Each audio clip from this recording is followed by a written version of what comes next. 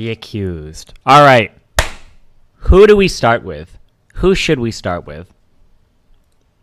We got a lot of stories floating around today.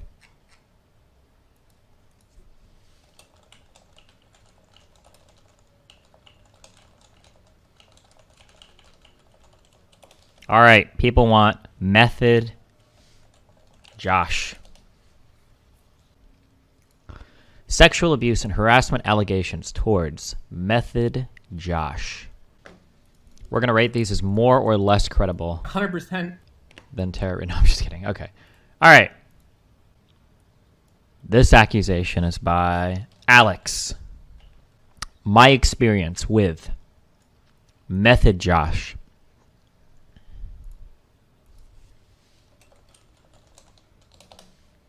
Recently, so many people have been speaking up about sexual abuse and harassment they have experienced from streamers and people with a big social media platform.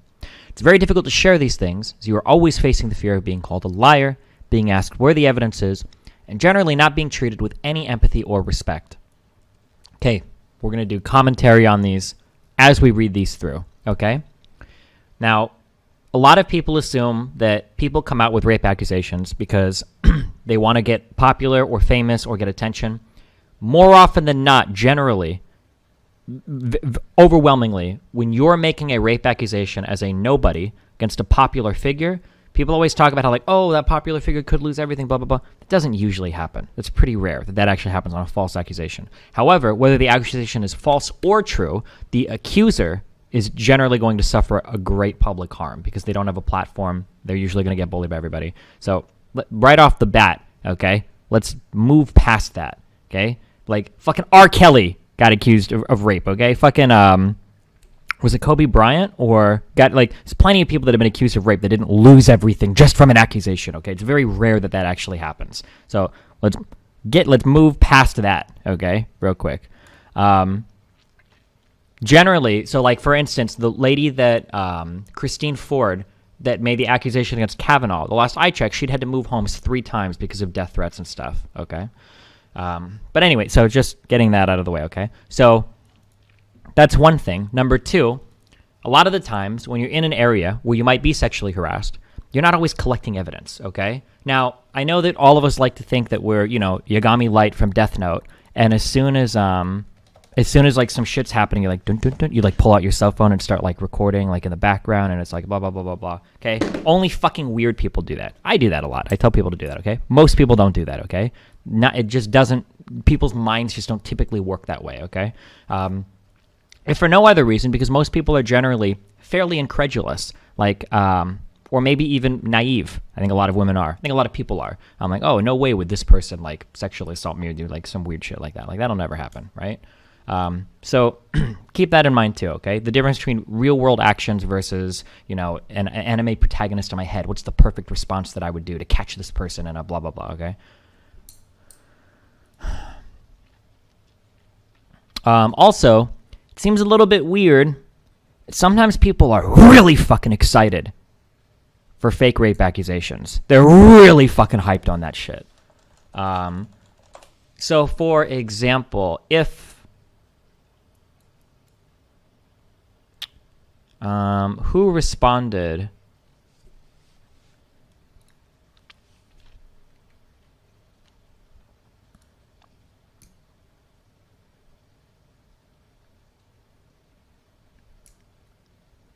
People seem to get really excited about the idea of, like, we're going to get these fake rape accusers. Like, I'm so happy. I hope she gets destroyed in court, lying for, like, people seem to be, like, really fucking hyped up on, like, I'm so excited to get a fake rape accuser. Like, it's a little weird. Obviously, people are making fake rape accusations. Also, no one in here even knows how to read. Also, I'm sorry, here's another quick thing. Anytime anybody talks about suing or doing anything legally on the internet, 99% of the time, ignore it. No one here has any idea what they're talking about, okay? Joe is not suing this girl for the fake rape accusation. There's literally nothing in here that points to that whatsoever, not a single thing whatsoever, and there's evidence to the contrary that he's suing her. So everybody in here saying she's being sued is wrong. They have no idea what the fuck they're talking about. They literally have no idea what they're talking about, okay? But that's a different accusation. Sorry. Okay, yeah. Anyway, sorry. Okay.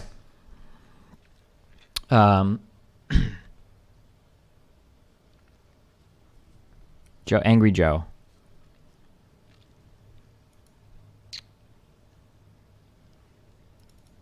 I will share my experience of grooming and general emotional abuse from the streamer Method Josh, who was actually permanently banned from Twitch as a result of issues arising from another woman. So, everybody's heard things. I've heard at least 2 different stories for why Josh was supposedly permabanned from Twitch. I'm not going to say what I've heard, but like there's a whole bunch of shit floating around right now. I don't know. I've never seen, like, personally, I've never gotten like rock solid like that's why it happened. Just a bunch of chatter in the background and then a couple different stories that a lot of people seem to be running with. But I don't know who actually knows anything because I've heard multiple people talk about multiple things and both of them were very confident that they were absolutely correct. Oh my gosh. This happened 3 years ago, around June of 2017. I am 19. This means Josh was actively speaking to and encouraging sexual activities online only with a 16-year-old girl. While the age of consent in the UK is 16, any revealing pictures of someone under the age of 18 is considered child porn and is strictly illegal. To begin with, though, I first came into contact with Josh through a public Discord for disciplined priests in WoW after I posted about killing a difficult boss with my very small guild. Even then, a few months before he started streaming, he was notorious for paying particular attention to women and often DMing a woman on Discord once he had figured out they were female. It was, of course, 3 years ago, so I can't exactly remember exactly how our initial conversation went. However, I do have these screenshots from our first conversations. Now, if she's on Discord, she should have these logs. It should just be there, right? But I will literally drive to Yorkshire after we've killed KJ, Jewel. I don't know what KJ stands for. I'm just filling in the blanks. I don't know any of this WoW shit. Sorry, forget I said that. After we've killed Jaden. Kiljaden? I don't know what the fuck that is. Oh, KJM. I am very attractive. Please respond. LOL, dude, I'm 16. Sorry to break it to you. Age of consent in Europe. Age of consent varies by jurisdiction across Europe. The age of consent is currently set between 14 and 18. The vast majority of countries set their ages. What is age of consent? United Kingdom. Let's get the facts out here.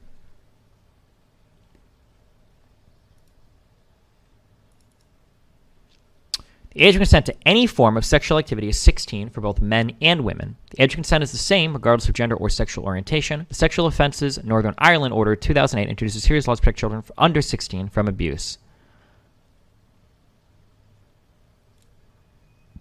I don't know how to Google things about this without having the FBI call me. Is it in the UK? Can somebody link me something related to law? Is it legal or illegal for 16, 17-year-olds to transmit personal images of themselves to other people? Is that legal or illegal? So, for instance, in the United States, I believe there are ages of consent ranging from 16 to 18, but federally, meaning in the entire government, like across the U.S., it's illegal for 17-year-olds to send nudes to older people. So I don't care. Hold on. Mega nuke, 1 hour, illegal. I don't care if you're saying it's illegal because you are no one. You don't matter. I want a link to a site that states a law. That's what I'm looking for. I don't care about your opinion, okay? I don't care about your opinion. Don't give me your opinion. Why are you typing whether you think it's legal or illegal? I don't care. I don't know why if I ask a question and I specifically state I want a link to a law, okay? Tell me that. I don't care what your fucking opinion is, okay? Okay. Child pornography laws in England, Wales, and Northern Ireland are covered under the Protection of Children Act of 1978, which make it illegal to take, make, distribute, show, or possess for the intent of showing or distributing an indecent photograph. I'm aegis-ing this one. I'm not undoing later bans, okay? If I ask a specific question like this, I will ban you, and it will be for longer than 2 hours, okay? We're not doing stupid games in chat today, okay? Just letting you know.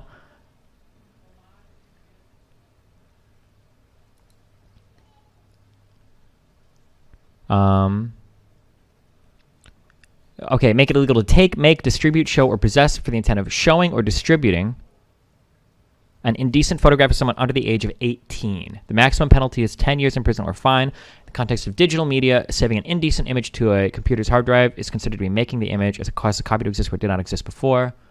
It's kind of weird legal shit, but okay. Or tech stuff. Indecency is to be interpreted by a jury who should apply the recognized standards of propriety.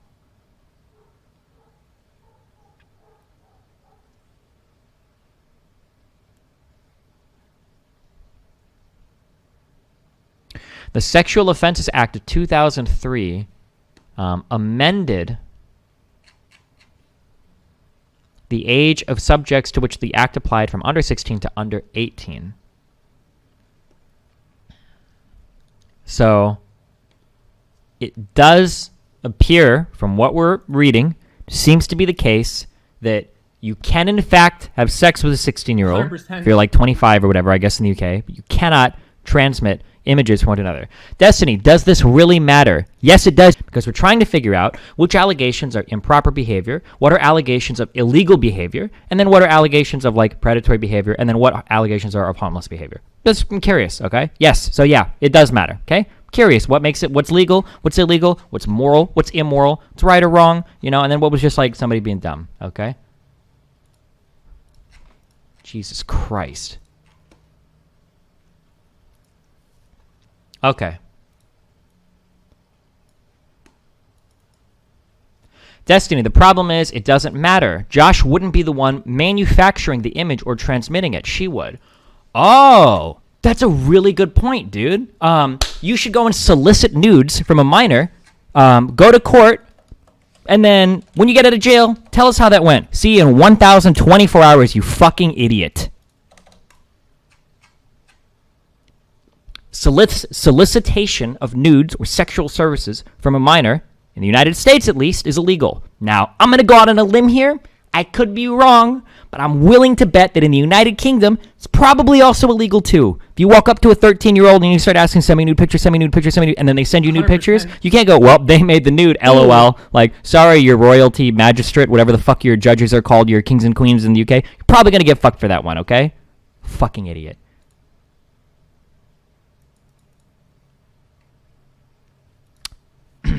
childlawadvice.org.uk.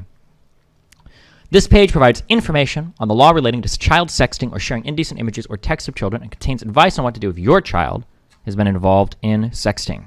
What is sexting? Sexting means sending indecent images, pictures and or videos of yourself or others, or sending sexually explicit messages. Sexting is commonly known as trading nudes, dirties, or pick for pick. You Britbongers would have some dumb, can I get a little picky wiki of your itty bitty dicky? I'm sorry. Sexting can happen on any electronic device that allows sharing of media and messages, including smartphones, tablets, laptops, or mobile. And like computers too, right? What does the law say? In the UK, the age of consent for sexual intercourse is 16. However, it is an offense to make, distribute, possess, or show any indecent images of someone aged, or anyone aged under 18, even if the content was created with the consent of that young person. Examples include a child under 18 sharing a sexual image with their peer, also under 18, a child under 18 sharing a sexual image created by another child with a peer adult, child under 18 in possession of a sexual image created by a child. Indecent means naked, topless, pictures of genitals, sex acts, including masturbation, sexual pictures, and underwear. Police have said that sexting by children will primarily be considered as a safeguarding issue. The police must, by law, record all sexting incidents on their crime system, but as of January 2016, they can decide not to take further action against the young person if it is not in the public interest. This will be at the discretion of the police. Sorry, boy, you're not getting any, I'm afraid. Maybe watching this will change your mind. I'm guessing he's linking a WoW raid video or some shit, okay? LOL, dude, I was subbed to Method in HFC, a WoW expansion, I think. But you weren't there on the Archimond kill. Sorry, not good enough for me. I guess he wasn't raiding during that time. Oh, it's an, okay. I only joined this expansion. Still not good enough, I'm afraid. How old are you, by the way, anyways, LeMayo? Fallen Avatar World first, hardest boss of the expansion so far. Check that HPS meter. I don't know if this is damage per second or HP per, I don't know what that means. I've already watched it. Besides, what if I looked like a troll IRL or was actually a 50-year-old man? These are risks I'm willing to take. I'm 21. Sorry, dude, you gotta find a different girl. Wait, I'm 17. Please respond. Sure, winky face. LOL. Maybe in a few years. Friend, in a few years, I'm gone. Strangely prophetic. LOL. Been sitting in this PC 16 hours a day for 2 weeks. Heart attack at 25. No problem, no problem, no problem. I'll remember you. Okay. Quick tip. Quick tip for both sides, okay? Let's talk about conversations and social skills because none of you fuckers have any. Clearly, okay? Something I've learned a lot over the past 10 years is that people that spend too much time on the internet don't know how to talk to people and don't know how to fucking have conversations or pick up on social cues or anything, okay? So let's go over a couple, okay? Number one, all right? If you have an animal, or if you know anybody that has an animal, when you go out to the kitchen, you open a drawer, and you pick up their bag of treats. As soon as you open a drawer and start shaking something or whatever, right? What happens? An animal comes running, okay? If you think logically, all right? If there's something that you want, there's something that like you really want to have, you're going to make an effort to go for it, all right? Do you understand? You're going to make like an effort to get it, to acquire that thing. If you're having a conversation and you are dropping sexual hint after sexual hint, and the other person is not biting at all, it's a really good sign that they're probably not interested. Okay?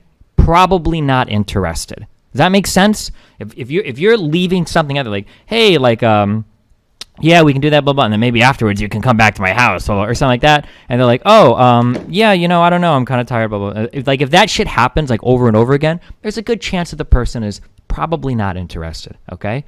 It's okay to drop a few of these. It's okay to do a couple of these hints, okay? That's all right. Destiny, what if they're just really shy? Then don't talk to them anyway, because fuck shy people, okay? Shy people are worthless fucks. Don't waste your time on them anyway. Find somebody that knows how to have a fucking conversation, okay? Not some 100%. Antisocial fuckwad that uses their shyness as an excuse to not have basic social skills, okay?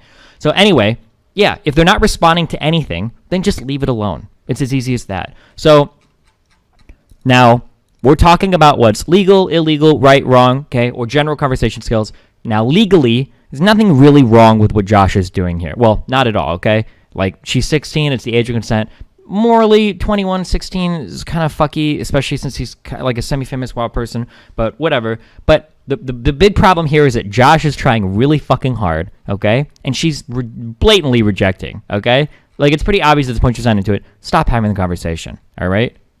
Number one, okay? That's the big critique here for Josh, the pickup artist, okay? Second piece of advice, when you ask somebody questions, you are signaling to them that you are very interested, okay? Now, all of this advice is just advice that I'm giving you, but it's not like hard rules, and it's not like you 100% blah, blah, blah, okay? I'm just saying that, like, just general advice, okay? When 100%. She says, still not good enough, I'm afraid. So far, she's doing, like, a decent job at, like, shutting him down. Sorry, boy, you're not getting any, right? Bam, shut down, okay? But when you drop this question, well, how old are you, by the way, anyways? Kind of makes it seem like there's, like, a shimmer of hope, a ray of light. Oh, hold on, okay, she's asking. Like, if I said I was 19, does that mean she'd be okay with it? Like, when I say, like, when you have these, like, when you drop these questions like this, in the other person's mind, you're, like, creating, like, an interest. Don't do that if you're trying to shut somebody down. Don't ask these little questions like this because you kind of, it's almost like dangling a string. Be careful. It could be considered a lighthearted joke to someone, whilst in bad taste, not necessarily harmful in any way, but this conversation set the tone for later stages of our interactions.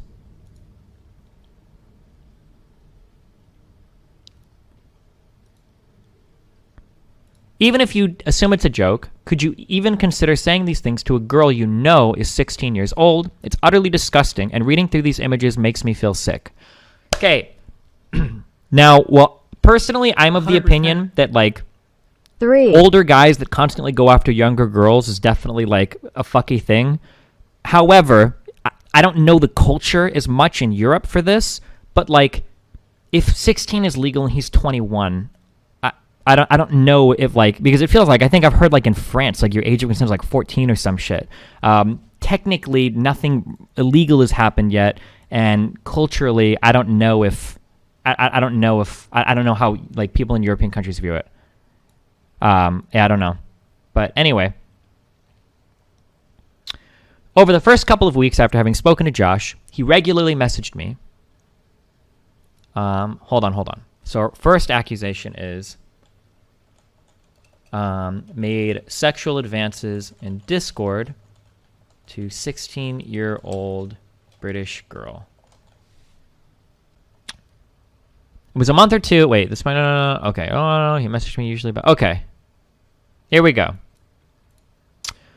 Over the first couple of weeks, after having spoken to Josh, he regularly messaged me, usually about WoW-related topics or raiding as he was progressing Mythic KJ at the time, something that actually made him fairly popular from playing Disc Priest. I don't know what half these fucking words are. But 100%. Okay.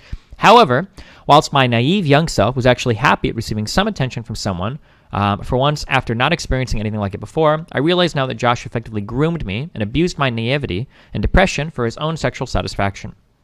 This may sound extremely far-fetched, as it was only through online contact. However, I struggle to see a point of view where encouraging sexual pictures and videos from a 16-year-old girl isn't some form of abuse through lack of experience, knowledge, and self-worth. It was about a month or two after he first messaged me when things gradually became more sexual. An example here, one of the first snaps he sent to me after I got a snapshot a couple weeks ago after having spoken to him. Is there going to be like, I don't want to see Josh's dick on my stream. Hold on. Oh. Jesus Christ. No dicks.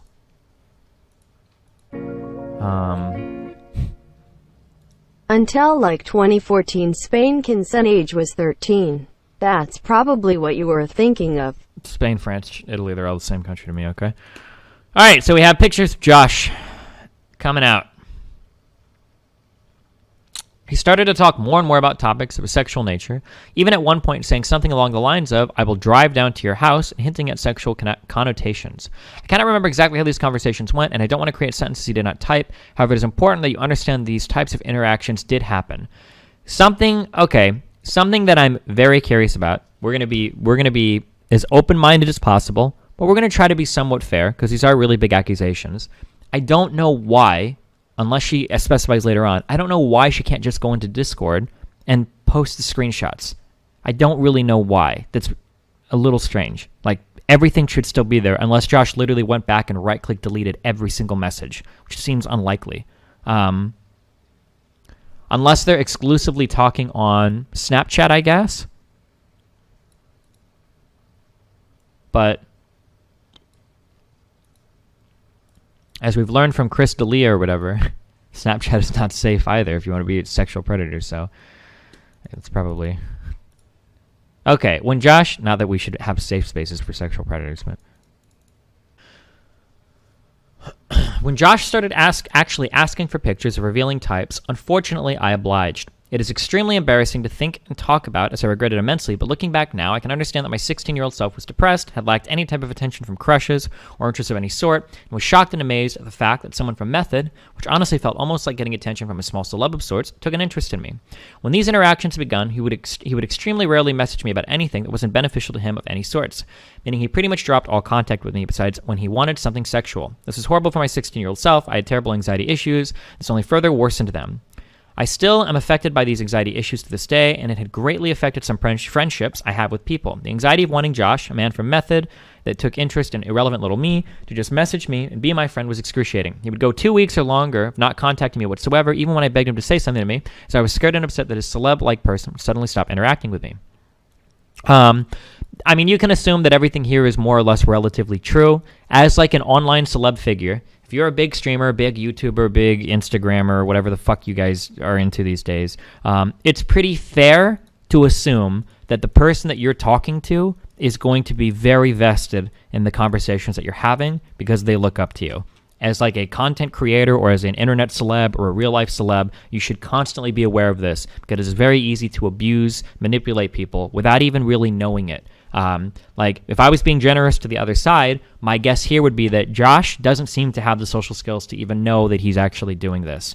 One of the problems with a lot of emotional abuse or manipulation, and this applies to relationships as well, is that a lot of people are emotionally manipulative or emotionally abusive and they don't actually know they're actually doing it. It just seems like a thing that they've done in the past and it's worked with like getting people to do a certain thing, so they do that thing. They're not like consciously like a lot of emotional abuse or manipulation isn't necessarily like today I took out my death note and I planned exactly how I was going to gaslight my girlfriend into, not going out with her friends. Usually it's just like, fuck, if I tell somebody to stop seeing people, they spend more time with me. Usually like that's like the thought process. It's not like this very deliberate, manipulative, Machiavellian, like, I'm going to do whatever. It's more just like the person does things knowing that it gets people to do it, right? Just keep that in mind, okay, when you look at some of these. That doesn't excuse Josh's behavior, but it puts it in a different light. And it should make you more aware that you can interact with a lot of people that just don't know how fucking stupid they're being. Yeah, okay. How do you handle these types of fans? if I'm dealing with somebody and it seems like that person is infatuated with me, the idea is that it's probably almost impossible for me to have a reasonable conversation with that person, because even with constant like verbal checking, like even if I say something like, hey, like just so you know, like I'm never going to date you, or are you sure you're cool with this? Like blah, blah, blah. Like that person is constantly going to be like, yeah, I'm cool. It's fine. It's all good. Because to them, there's like some chance that there's like a light at the end of the tunnel that like maybe they can get what they want, or maybe they can blah, blah, blah. It's almost like interacting with a fan that is infatuated with you is about as impossible as like having a sexual encounter with a adolescent or whatever. Like you just can't do it. You can't. It's not possible, because like that person, in the case of an adolescent, the reason why an adolescent can't like truly consent to sexual behavior with an adult is because like that person just doesn't have the wherewithal to make responsible decisions. They can't have like a truly informed consensual relationship with somebody. Hold on, IP bands are coming out. Same thing that like somebody that's like super ultra infatuated with somebody also just like can't. I'm skipping this. Also can't. Can you react to Steven Crowder's new change? No, fuck off. Like in the same way that like an infatuated fan like can't necessarily see like are their actions rational or irrational or blah blah blah. Sorry, hold on one second. But anyway, so like, okay, so backing up for 1 second, consent isn't shit. Okay, consent, fuck.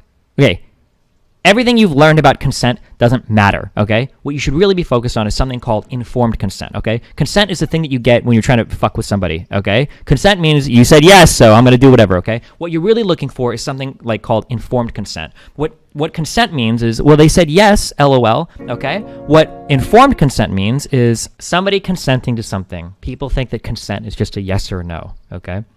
What you're actually looking for, something called informed consent, all right? Sorry, I was doing my Justin Trudeau impression.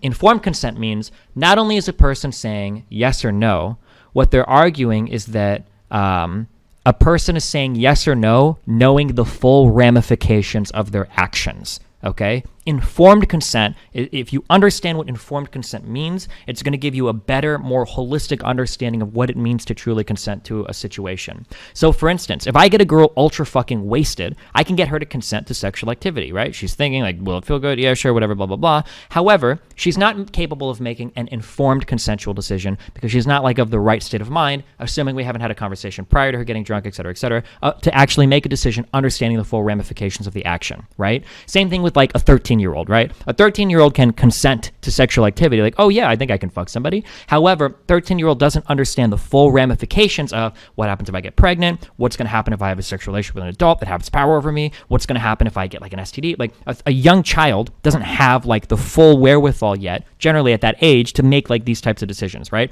So when you're thinking about like consent, you're thinking about something, you should be thinking of it in terms of informed consent. Not just is a person saying yes or no, but as a person saying yes or no, understanding like the full ramifications of that yes or no, okay? That's what we should be thinking about, okay? When it comes to consent. A yes or a no doesn't mean anything. It's a yes or a no if you like truly understand what could happen if you say yes or no. I agree, but doesn't that apply to a lot of people we consider adult? Absolutely, okay? Absolutely. Age of consent is a messy, hard thing to do, okay? Like, should it be set at 18? There are probably some 15-year-olds that are mature enough to consent to certain things. There are a lot of 25-year-olds that probably aren't mature enough to consent to some things. You have to set the line somewhere because it's the law and there's nothing else you can do about it. However, regardless of that, you have to keep in mind that whenever you're engaging in any type of sexual activity with somebody, right? Informed consent is like the actual thing you should be looking for, okay? That should be like the thing that you're, that should be the thing that you're really thinking about. If you think their consent isn't informed, does explaining informed consent help?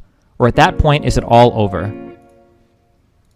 Hey, Destiny, generally, if you're in a position where you have to explain to somebody why the decision they might be making is like right or wrong, I mean, like it depends on like, it's super variable. I mean, it really depends, I guess. I can't give like a hard or fast rule on that, right? I wish I could say use your best judgment, but man, a lot of you guys are just okay.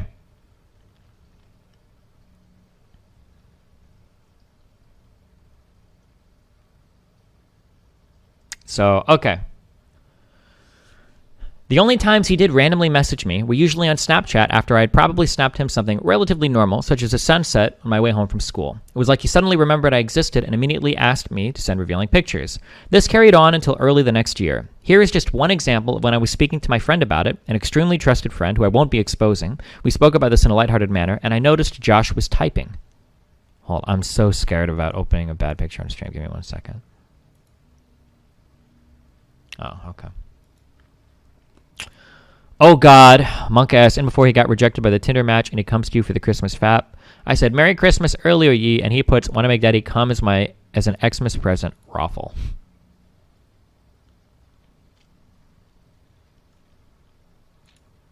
Possibly the worst time was when Josh wished to call me after a meeting for Mythic Argus. It was late and I was falling asleep, but I stayed awake to call him.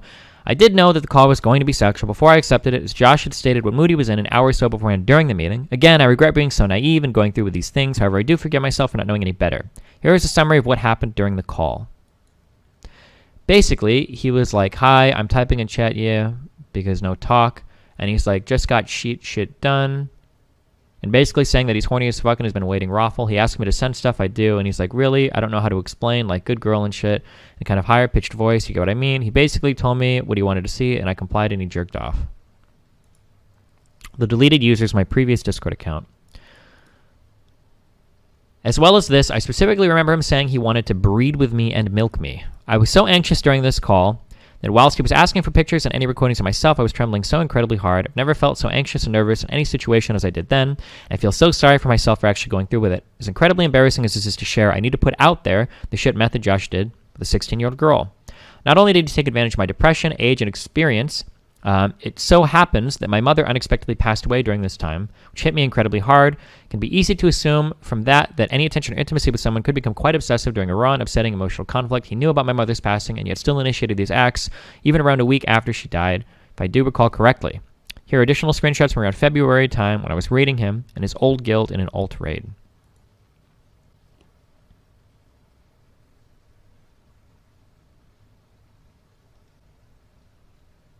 I wish you were under my desk. What, did his monitor become unplugged?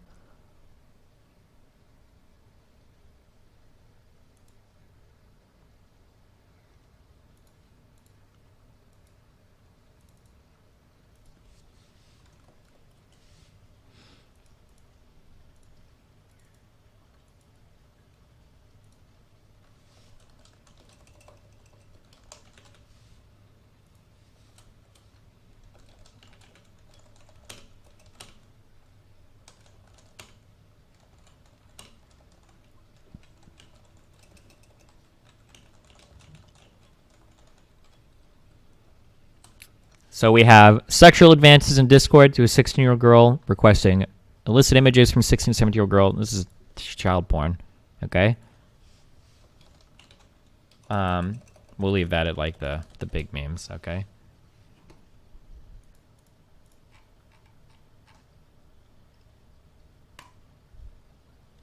Worth noting, the age of consent in the UK is 16, but images of under 18 is still legal. Yep, we already have that.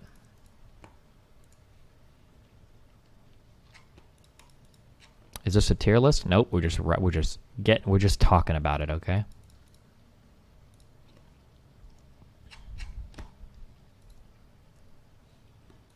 All right. That's one. Method has apparently dropped him already. There are 3 others. Okay. Supposedly, members of Method knew about this for a long time and decided not to take action. I can't take back the pain of betrayal that the woman who he abused felt when Method did nothing for a year. My focus now is on working with the leadership team to develop policies that are unwavering without prejudice towards perceived value of the player. Okay, so this is something that is incredibly difficult to deal with. Gotcha, RTB. Okay. One problem, so if somebody has an encounter with somebody that they feel there was some improper behavior, we'll say like a rape accusation against somebody or sexual assault allegation, Oftentimes, even if other people around that person know that it's happened, it can be very difficult to know how to go forward if the victim doesn't want to come forward and make like a public accusation.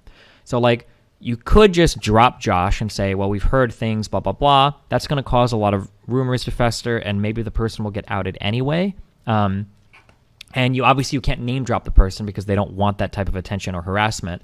So now I can't say in every case, but in some of these cases, there are reasons why people don't necessarily go public with accusations because they don't want to put like that undue pressure on the victim. I don't know if that's what happened here, but we will see. Okay. Another accusation of him grooming a 14-year-old. Another one of him attempting to date a 13-year-old. Holy shit. Being groomed by Method Josh at 14. My story. Hello, everyone. I cannot believe I'm doing this, but the recent posts have given me enough courage to fight back for what I know is right. This will be all over the place, for which I apologize, but I'm very emotional right now. I'd like to start off by saying that I'm currently 16, turning 17 later this year. I first came across Josh through a stream. My WoW friends loved watching him and making fun of his persona, and I decided to tag along. Not too long after, I found out about his Discord and decided to join. What's the worst that could happen? It's not like he'd notice me, some random 14-year-old, right? I was often in his chat talking to people and having a laugh. It wasn't until a bit later that I decided to message him, striking some casual WoW talk. To my surprise, he responded, and I was the happiest I'd ever been. I remember that day I was wearing a hoodie and a pair of jeans, and I remember putting my phone in that little pocket in the front of it, feeling like I had achieved something great. Little did I know this was the beginning of my nightmare. During that time, I turned 15. He asked to see me to prove I'm a girl and not some random fanboy, so young me said on my Instagram. He complimented me, made me feel so pretty. I was starved for any kind of attention, and I was receiving it from him. We had one normal conversation until it turned sexual. And no, I didn't hide my age. Very quickly into the conversation, I let him know I was underage, to which he replied, "Oh, I'm sorry, kitty, but I can't speak to you if that's the case. I don't want any trouble." I figured that was expected, and I was about to send that message. He sent me his snap. I thought to myself, what the fuck? But my heart was happy. Why wouldn't it be? I was getting recognized by a person I idolize, someone I look up to. Soon after, everything began. He started being flirtatious with me, openly suggesting threesomes, asking me to send photos, etc. You might be thinking, please tell me you didn't do that, but I did. Yes, I was young, naive, and stupid, and to an extent I still am, except I'm scarred. I started sending him pictures, and I received some of them back, and not of his face. Somewhere around that time, I started having panic attacks. I started shaking uncontrollably, disassociating from my body and losing sense of where I was and what was happening. I was so afraid of disappointing my idol, I was ready to do just about anything, and it hurt. The gods know it did. This kept going for a while until an article came out later in January of 2019. He panic called me, yelled at me if I had reported him, and making me promise to always deny no matter what. He'd go on to say the exact same things on Snapchat. Is this about Josh? Oh, it is.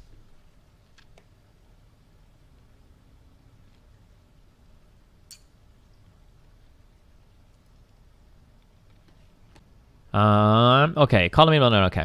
After that, he'd ghost me for weeks at a time, calling me every now and then, so he would get off, and then he would make up some bullshit excuse about how he had to go do something else and leave me there just like that. We stopped talking around May of 2019 until he reached out to me in February of this year, 2020. He wanted me to be his third in his relationship with his girlfriend, Ali. And no, I'm not going to keep her name hidden because she was aware of the fact that I'm underage. She's guilty too, and I'll be damned if I let her get away with this. Her name is @introverb on Instagram. I'm not clicking random links on stream. Nope, I'm not getting baited into that.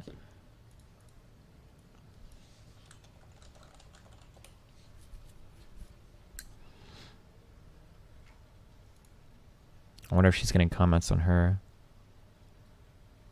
Oh yeah, she definitely is. 31 comments on her most recent picture. I can't read them though, but I played along. I tried to get him to trust me, so I'd get more screenshots, more messages. It was going okay until my panic attacks came back, my PTSD symptoms, my disassociation, all of it. I couldn't do it. I could do it for only a few days before I had to block him. I'm going to therapy because of him. I'm seeing therapists and receiving help because what he did traumatize me to the point I could trust no one. Then I felt replaceable.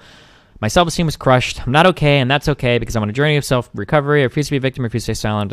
Shame on the people who hid this about Josh back in January 2019. Shame on you. Shame on everyone who made excuses for him. Shame on everyone who tried to keep things silent. You're the worst type of people. People in Method knew, not all of them for sure, but some did. To the people who said I was lying when I shared with them, to the people who said it was his persona and that I should stop being dramatic. How does it feel to be slapped with the cold truth? I'm so sorry to everyone, to all the dozens of girls who met the same vile person and were trapped in similar situations. I'm sorry that it took so long to speak up. I'm sorry I wasn't brave enough. I wish I could protect all of you. I'm scared. I really am. I'm afraid he'll reach out to me and that he'll hurt me. But I know I'm on the right side of things right now. I know so many people on my back that I've got theirs. I'm sorry it's messy. I've never used such sites to share pictures before. Boom, boom, boom, boom, boom, boom. What do we have?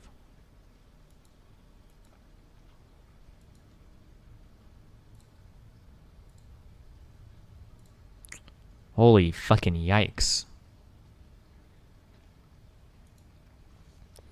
I wish things could be different with us. It's just too risky, though. Nope, I promise what's happening. And if anything is, always deny, no matter what. Yeah, add me. Did you actually see my other Instagram post? Yeah, I creeped on you a bit. You're very cute, I agree, and very fun. Oh, I can believe.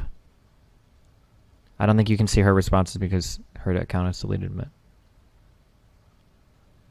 Me, open. So much. You're my underage little whore, aren't you? It's okay. Don't ever worry about me or Ollie, okay? Are you okay to still talk to her? I promise she has no expectations and won't pressure you into anything. She might be able to help you with this kind of stuff. Actually, if you don't want to, though, that's fine. Jesus. So, like, the girl was, like, super in on it. Maybe? We don't really have proof of that. I guess Josh could be lying, but...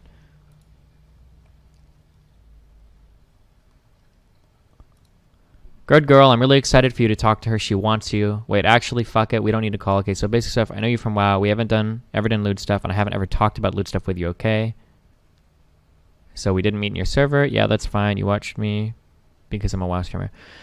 So I'm just trying to be as fair as I can to Ollie. I wonder if Ollie had no idea and Josh was hiding it from her, because Josh is making it sound like here like he's trying to hide it. But we have a response from Ollie.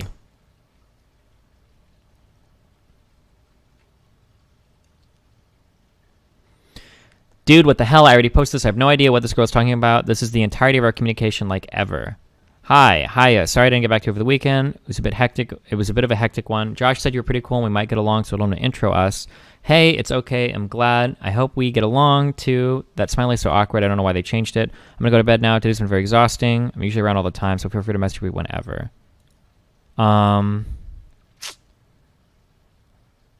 This... Can I say whether or not...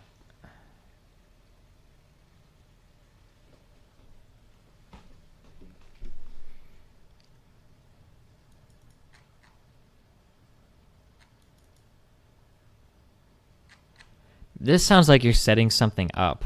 Like, that's what it feels like. I guess, like, when I read these messages... Like, Josh said you were cool and you might get along, so I told him to intro us. Like...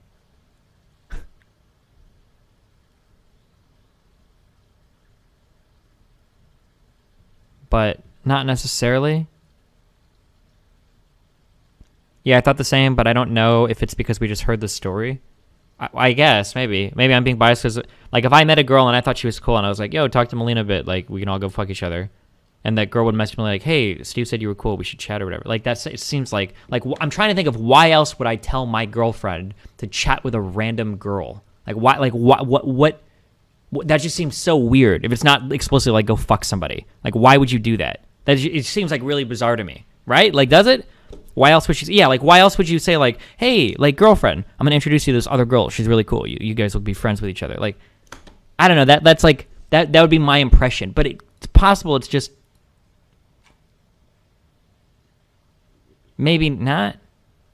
Maybe she's looking for more women friends. Oh, okay, hold on. Some more screenshots to clear things up. The DMs she posted between us are real, and that's the only time we spoke. The other 3 screenshots that show Josh mentioning her involvement. That is all I have.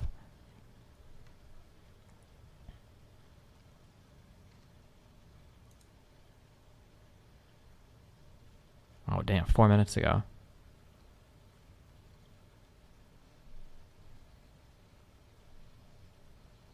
Oh, okay. So remember, when we read the original thing, it seemed like Josh was trying to hide it from his girlfriend, so it's possible that she didn't know then. Click that link on the Twitter page. It's an album. Click what link?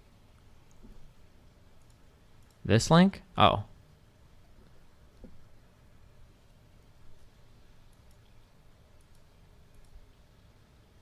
We had that small conversation, and that was the end of it. She never personally said anything about my age, but Josh did.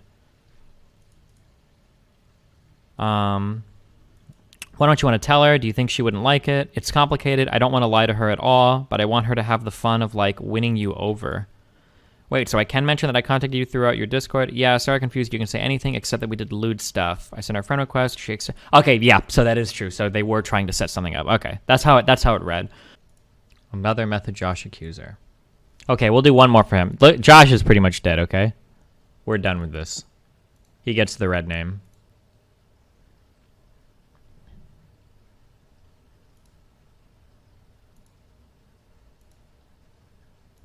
Goodbye.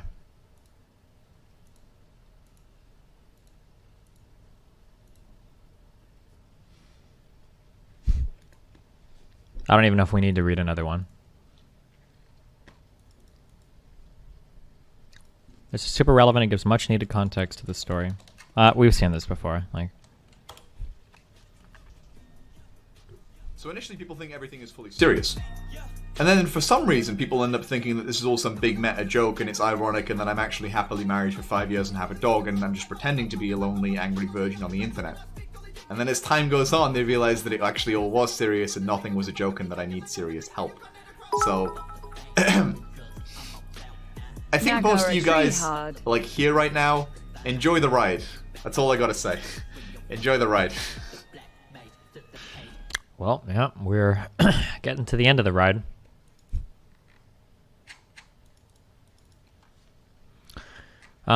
We'll read through this, but for the sake of anonymity, I created a new Twitter in order to get my story out.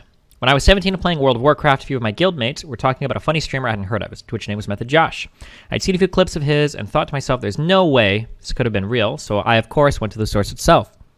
I did not expect much when joining Josh's Discord when I decided to message him. I can't remember exactly what happened, because I cannot go look back at the messages at the moment, as he has deleted his Discord, although I did save some from a long time ago. I do, however, remember telling him explicitly about my age, and him saying, I don't talk to underage, yet continuing to talk to me. You may say it's my fault for continuing to talk to him, but it was not, and I know that now. This is a textbook abuse of power. He was the adult. He should have known to cut contact with me immediately. I was just a fan who looked up to him, wanted attention and validation, and he knew that, and he used it to his advantage. What I am most mad about, however, is Method knowing long, long ago of his abuse and pedophilic tendencies. It was a few months after I turned 18, I had realized and come to terms with the abuse Josh had put me through. I felt powerless and used. I began talking to another woman in his Discord who reached out to me asking why I eventually left his Discord, and we became friends, although we were cautious of one another at first, as Josh would manipulate every girl he talked to into thinking they were so incredibly special to him, and shared our stories of his abuse with each other 1 year ago.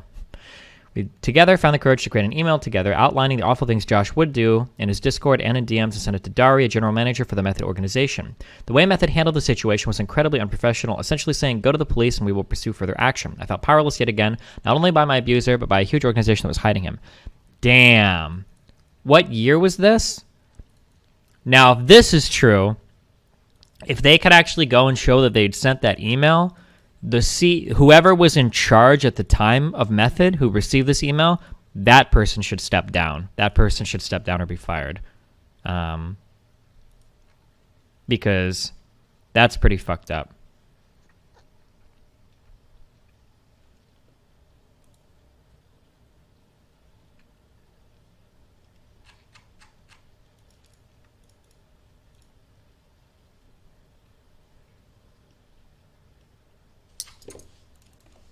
Rex King, thank you for linking an irrelevant meme video. I'll see you in a month. I finally found the courage to talk to a reporter and maybe just hope that an article would at least get the word out. Yes, I am Caroline. And it was then the article was published and played off as a joke to many people in his community and even his own organization. Many people swept it under the rug, stating that there wasn't enough proof, that I was lying about what he did to me. Along with this, Method essentially would have discounted my proof and minimized it to images can be doctored and recollections of the truth twisted.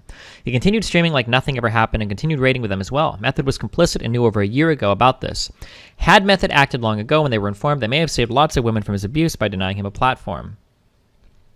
It's not only Josh who hurt me and others who were abused, it's also everyone who was complicit to his behavior and chose to ignore it because it did not benefit them.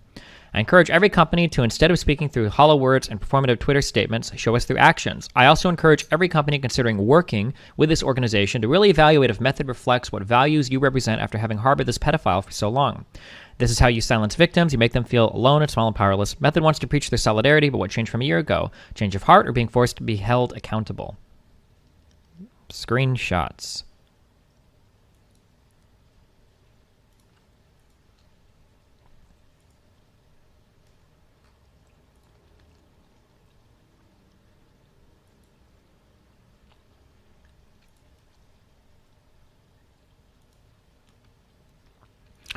I am alone. Me too. Can we be alone together? That sounds nice. You don't know me. I want to. How old are you? 17.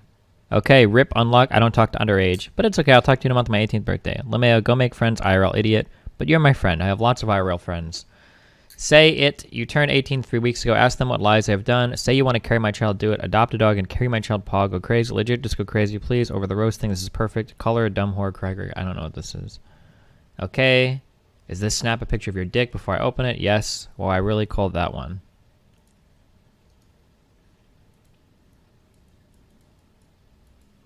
Hi, I love you. I'm 18 in 1 month exactly. I'm excited.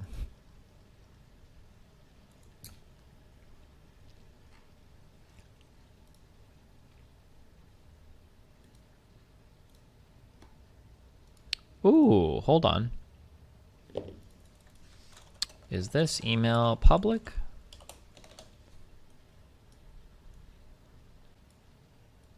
I've seen it posted in a couple behind-the-scenes WoW-related Discords. Let me see if I can find a public source. I see poopernoodle. Shut the fuck up. Okay, if this is true, then this communications person should 100%. Not only should she be fired, I guarantee you that she talked to somebody in upper management before responding to that email. Guaranteed, 100%. I'm hoping this email is already public. If it's not, oh well. There's a potential that it could be fake as well. Keep that in mind, I guess. But it seems to line up with the story that we got on the twit longer. Good morning. Thank you for your patience while we discussed your email. So she says she did discuss it with somebody. Like you, all of us at Method take the welfare of minors seriously, including their safety on the internet. If you feel you have evidence that anybody, inside or outside of Method, has been behaving in a predatory or illegal manner, we strongly encourage you to contact the police and make a report so that a thorough and proper investigation can occur. It serves no purpose and solves no problems by simply taking this concern to a private organization or social media where images can be doctored and recollections of the truth twisted on both sides of any situation. Should a police report result in an arrest or charges, I can personally assure you Method would take the appropriate steps to disassociate ourselves professionally and publicly with anybody engaging in illegal and immoral behavior, such as you described. Yikes.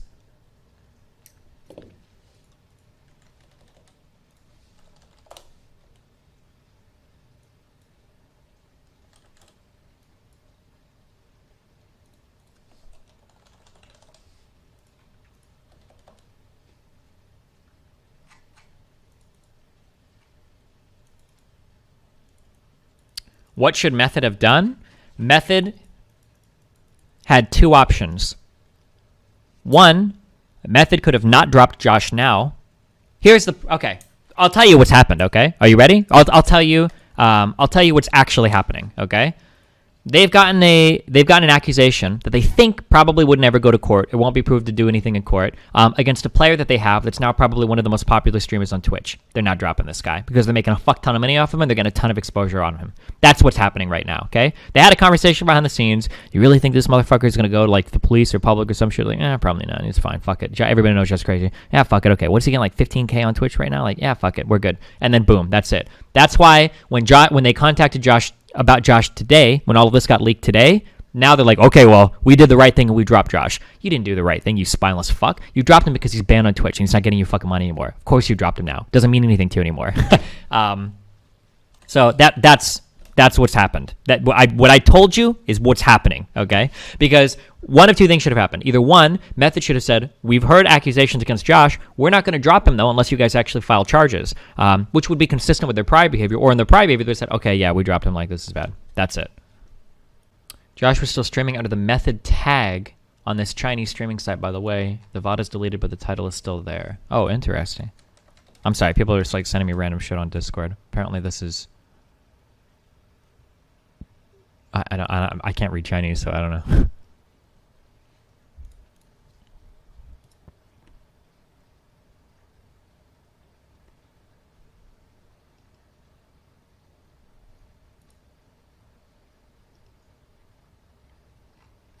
Oh, and now we get the poopernoodle story.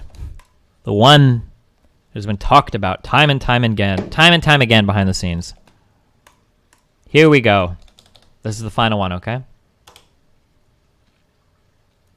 Because Josh is canceled.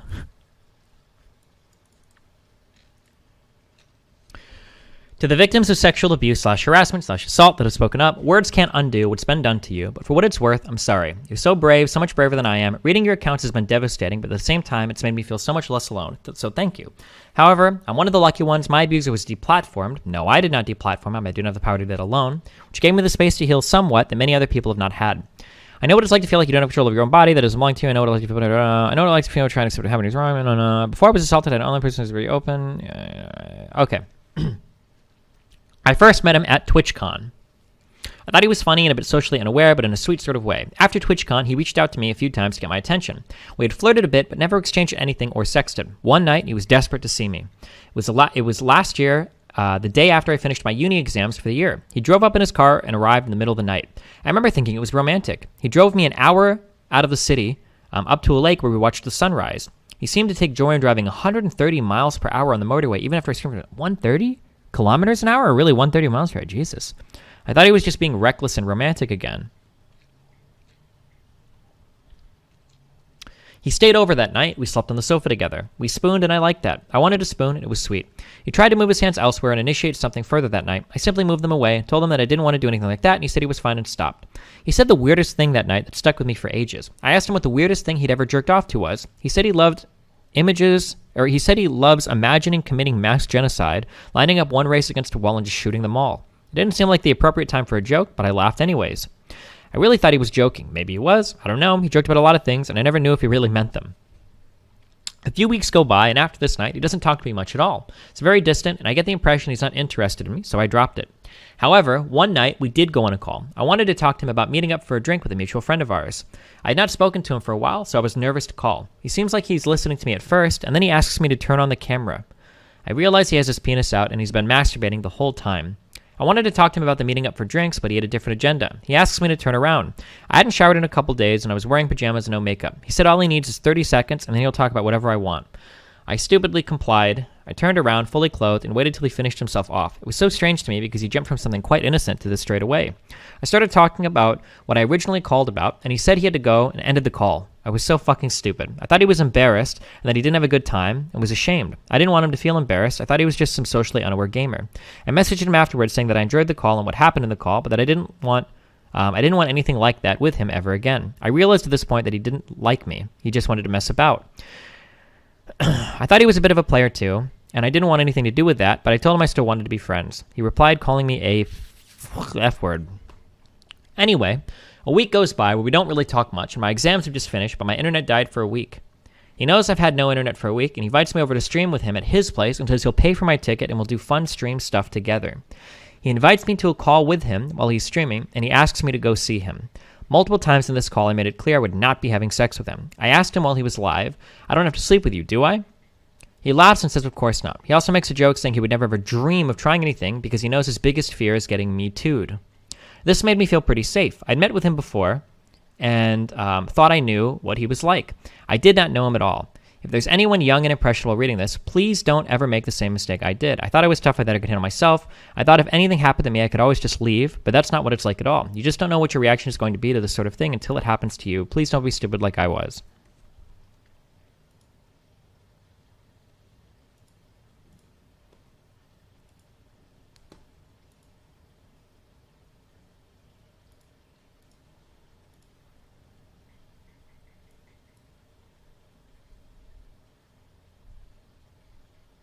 Oh, the VOD of him on that Chinese site isn't deleted, but it's just him streaming WoW. Gotcha. So he was still streaming for Method until a couple weeks ago. Nice.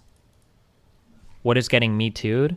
Like getting accused of like rape and shit. I turn up in his city and he ignores my messages. He's laughing on stream about how he's not going to meet me at the station. Whatever. I thought it was just an act for stream, playing the misogynist or something. I put up with it because I wanted to make it on Twitch back then. I put up with a lot. I went along with the stream. For those of you who watched the stream, yeah, he was a huge dick. I know. I thought it was all an act and that once the stream ended, he would be nice and the version of him that I thought I knew. The verbal abuse didn't end. He was nitpicky, mean, comparing me to other streamers. He was dragging other streamers down too, calling all of them Raj girls, whores. However, I couldn't leave at this point. My phone was fucked. It was super late too. I had gone out in the rain to a local shop to buy him new bed sheets because he promised me that he would have a fresh bed for me and he would sleep on the floor. When I got there, the bed was disgusting. I wanted to do it up nicely for him. I tried taking a picture of the bed before so that I could do a before and after sort of thing. He said under no circumstances am I allowed to take any pictures in his flat. Anyway, I didn't have a raincoat, so my phone suffered water damage from the walk in the rain. While he was streaming, I was quite aware that the chat were the only access I had at the time to the outside world. At the end of the stream, I remember saying that I didn't want him to end stream because chat were all I had. I said it as a joke, obviously, but didn't know how much later on that would be true. The stream ends, and he's keen to go to bed. He hops straight into the bed with me, and to be honest, I didn't actually mind this. I thought we might spoon, and I was okay with that. I was a huge fan of spooning. He shares things with me at this point, I think, to try and push my buttons. Tells me that if I stopped eating so that I had a borderline anorexic body, that it would make it much better to spoon. He tells me dark things about how he's always wanted to kill a woman just to see what it's like, that he wants to see the panic and fear in her eyes fade. Again, I brushed it off as a joke. I thought he was just trying to freak me out.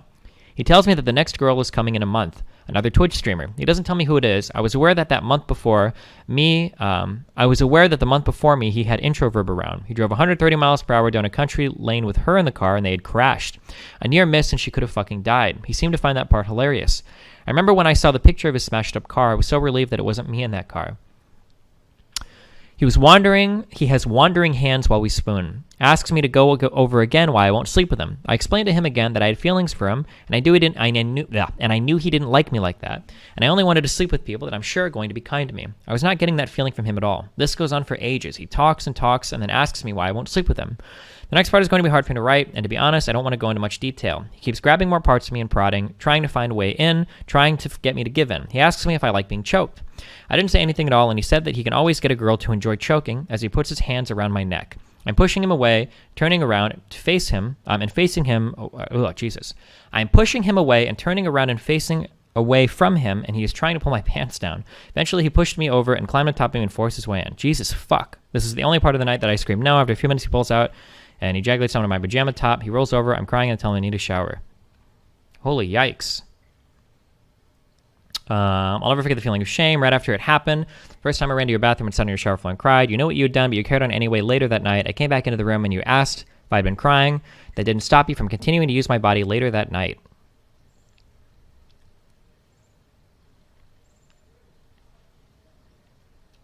This was the longest night of my life. He played League for the rest of the night, stopped occasionally to disturb me from my sleep. He came over and held a pillow over my face so I couldn't breathe as a joke until I kicked and screamed.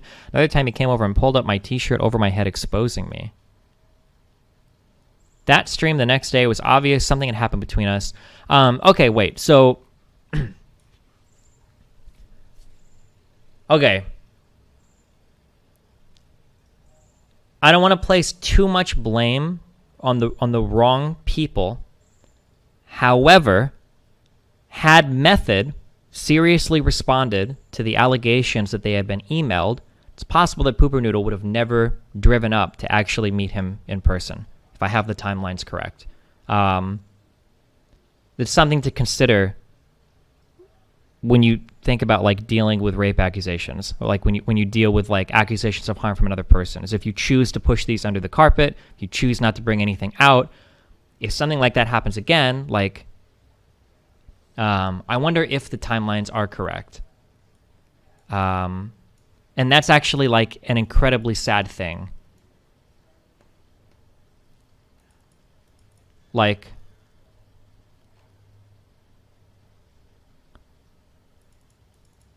hold on, I want to make sure that the timelines add up.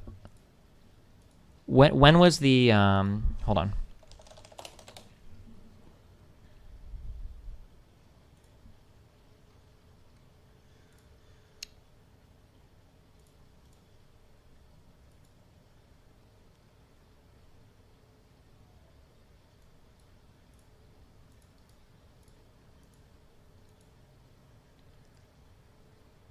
fuck, there's not a fucking date on this. God damn it.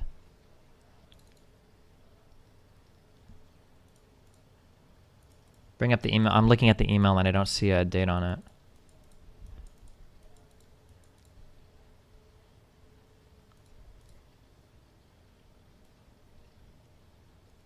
Huh. Arzan12 told me the email was sent February 2019. Can you link that just so I can see that for sure? Because I don't want to get... I fucking up timelines and shit like this gets, like...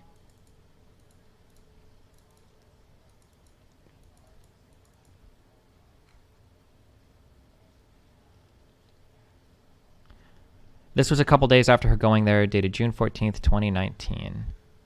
Okay, so... poopernoodle went over on June 14th, 2019. When was the Kotaku article written about Josh? Kotaku article, Josh Creep? This was written in February.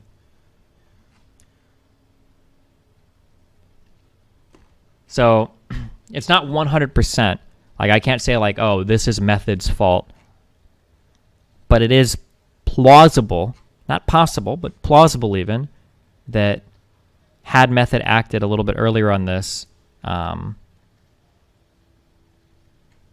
you know, maybe things would have gone differently. But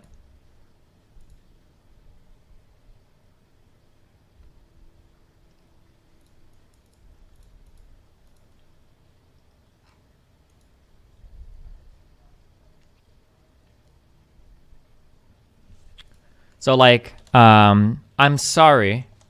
Oof, wow, hold on. I need to choose my words carefully because I want to say very, very, very, very, very mean things. One of the things that I personally have had to deal with a lot over the past year, my entire life, is a lot of people say things and they're only doing it to show other people how good they are. Remember when I said, remember the hot take I had where, like, I don't believe in apologies. I only care about how you act. Because apologies don't mean anything to me. Like, if you're not acting right when the time calls for you to act right, I don't really care what you say about a given thing.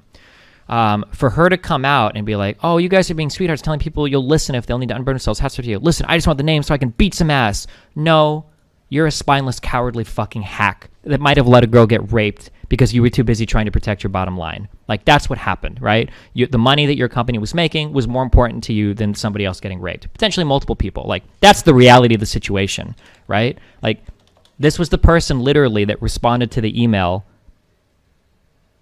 saying that, like, well, hey, listen, bitch, if you don't have a fucking police report, get the fuck out of here. We're not firing our fucking cash cow. Are you crazy?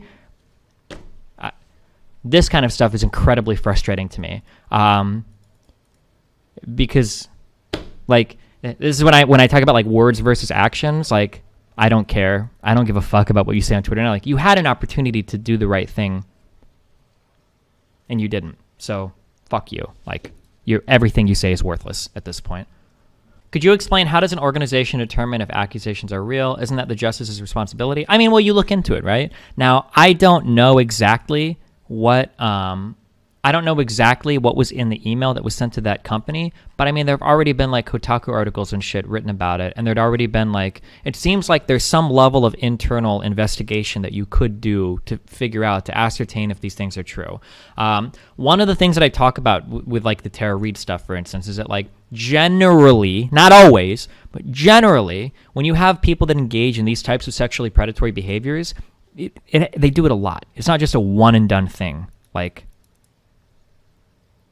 so, like, it seems like there's no shortage of stories out here to find out, you know, what's going on.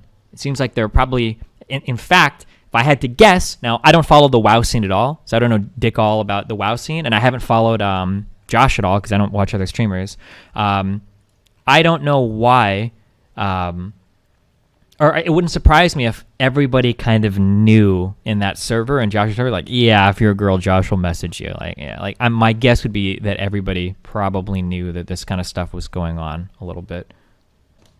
This was well after the poopernoodle stuff with Josh. Oh, apparently Introverb was still, like, with Josh. Oh, and she was the one in the car accident, too.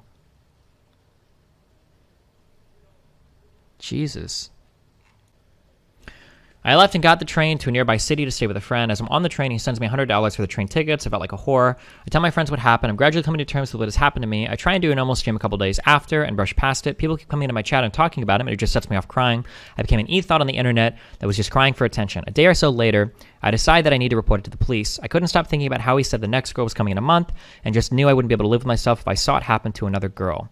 One thing that, so here's like a very, there's so much about this that like isn't like immediately obvious when you think about like how this stuff works. It's like one problem is that like if you're in a situation like this where you feel like you've been assaulted or raped by like a really popular person, the reality is that anytime you come out with that accusation, you are going to get an incredible amount of hate for it, regardless of whether or not you're right or wrong, right? You can get an incredible amount of hate for it. But now you're in like a double fucked position because you can either, okay, I'm going to go public, accuse him of rape, this massive fucking Twitch streamer, everyone on Twitch is going to fucking hate me, and then deal with that. It's possible that after making that accusation, nobody might want to interact with her anymore anyway, because now they're scared. Well, what if she accuses me of rape, right? Because, you know, like, oh, everybody's a fake rape accusation. Every woman's going to accuse everybody of rape, blah, blah, blah, blah, blah, right? Like, so it's possible that if she does go public, now nobody wants to interact with her at all anyway, right? Which is already fucked. But another problem is that if she doesn't go public with it, now she has to interact with Josh on every single show or on any time that they're in like similar friend circles. So if she goes to TwitchCon, if she goes to, if she's on any Austin show where they're together for mutual friends, like there's all sorts of shit like this where you're in like a triple fucked position. Yeah. Reminder chat, Method kicked out Joker TV for taking an item without asking, but kept Josh all this time. Was that really why Joker got kicked out? What was contained in that email was the details contained in the twit longer that referenced it. There was also a separate email sent from the Discord where it happened that was compiled around a year ago before and forwarded to management from some of the other twit longers that were also ignored / handwaved by the higher-ups who exerted more control than the GM who sent the email from what I understand. This is coming from someone who was tangentially involved with it and saw it happen. All right, just reading stuff. I probably shouldn't read like random Discord messages since maybe they're not true, but... And then months later, I met a boy that I liked. After that night, I was no longer welcome in Twitch circles I had been in before. Some people stopped talking to me altogether. I was fighting the memories of the trauma I had, and I was also fighting with my own social anxiety and the belief that everyone thought I was a liar. I'd only told my close friends about what had happened. I went to TwitchCon thinking that everyone hated me. I went to TwitchCon hoping to feel like my old self again, but I was told that even the people I was supposed to be sharing an Airbnb with were concerned about sharing it with me. I assumed that this was because they thought I was a liar. Oh, fuck, so this is what I was just talking about, right? My own paranoia amplified all the interactions I had at this event. I realized now that people probably didn't know or didn't even know who I was, but in my head I felt the shame that they were looking at me like I was dirty. I didn't know what was worse at the time, that people thought I was a liar and were disgusted, or that people believed me and were disgusted with how pathetic I was. And then months later, I met a boy I liked. After having spent a few days with him, I wanted to kiss him. He leaned over to kiss me, and I had a panic attack, and I couldn't stop crying. I was pathetic and weak again. I mourned the death of who I was before.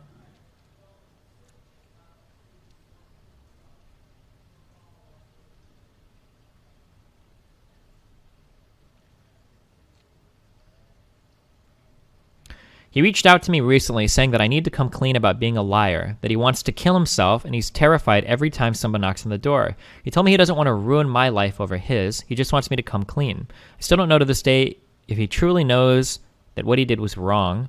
I've heard so many different versions of events from other people that he's told, from nothing happened at all to everything was consensual. The police investigation was dropped. They couldn't prove that it happened, nor could they prove that it didn't happen. I was advised that this is what happens with most rape and sexual assault cases in the UK. They are so hard to prove unless you basically have it on video or witness. Yet, yes, the case being dropped was disappointing, but I did feel relief when it was dropped. I didn't want to relive the experience in court. To fight what's going on in your head and also fight to prove that what happened to you did happen, it's exhausting. If you made it this far, thank you. I spent many hours of my life every day thinking about this, about when and if I would ever share my story one day. I hope posting this would be the final piece I need to be able to move on and get back to my old self. I feel like the past year I've been hiding this terrible secret, carrying this weight with me. Just wanted to move on and let it go. Please leave me alone.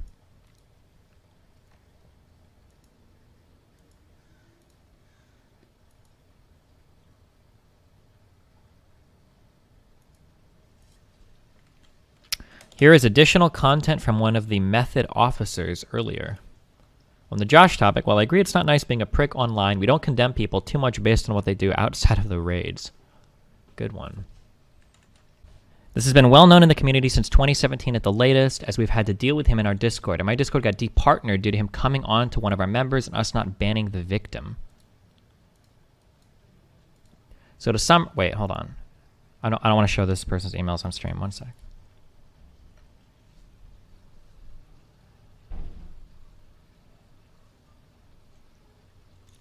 Hi person. While we hope that the "Are you over 18" pop-up will be enough, it often isn't. If you become aware of a user that has bypassed this filter in your server and you know they're underage, it is your duty to moderate them appropriately. Some servers just ban these users, others put a role on them restricting access. I don't know what that's in reference to. So to summarize, all of high-end NA and EU community knew about him being creepy with women / possibly grooming since at least 2017. During 2018 BlizzCon, we've had a number of community members following him at BlizzCon to make sure that he did not do anything. Jesus. My experience with Method. First, I want to say I'm so proud of everyone who's come forward, and I'm so grateful for what has turned into a much-needed movement for change in the industry. To those who do not feel ready to come forward, the person is hopefully clarify that there's an ongoing issue with Method's handling of complaints about their employees. I hope this will ultimately result in a healthier and more effective management structure at Method in our other companies. For the purpose of this post, I won't get into the details of my personal involvement with Josh, because I don't think it is relevant to what is going on right now, and thankfully I wasn't a teenager when he came into my life. So just to say, I was pretty severely affected by the way he treated me. Here, okay. Oh, this is about the email. Towards the end of January 2019, I sent Method an email about Method Josh on behalf of someone who felt unsafe to come forward otherwise, notifying them of unprofessional abusive behavior towards girls / women in general, or just memes, as his community would say. This email included a statement written by her, 18-year-old, 17 when they were involved, explaining that she had been severely negatively affected by his behavior. She felt pressured into doing things in order for him to stay in contact with her, was bullied by him publicly on his Discord and text and voice chat, was instructed to behave crazy and obsessed for entertainment value, and who had serious concerns about his behavior in general, as well as specific things that were said and done in private. Made it clear that we had screenshots of conversations of our private conversations with him, as well as with others, and we conducted so publicly in this community if any proof of this behavior was required, although with Dari and others in Method having been part of his Discord community early days when he was at his worst, this stuff shouldn't really come as a surprise. Ooh, so that Dari girl was actually part of Josh's Discord too, even. Yikes. The email was immediately circulated between Dari and other members of the management team at Method, as well as Josh himself. Method responded to the email after 24 hours. Josh asked him for 24 hours to handle the situation by notifying us that the situation would only be taken seriously if she, as a victim, would be willing to go to the police. But at this point, we were ready to deal with Josh privately, and agreements were made and ultimately not kept in order to hopefully ensure his behavior would not continue. I thank Method for handling this in such a professional manner and for allowing the person in question to have a day to figure out who might have made this claim so he could pressure them into compliance some more. We hoped going forward his behavior would improve. It did not.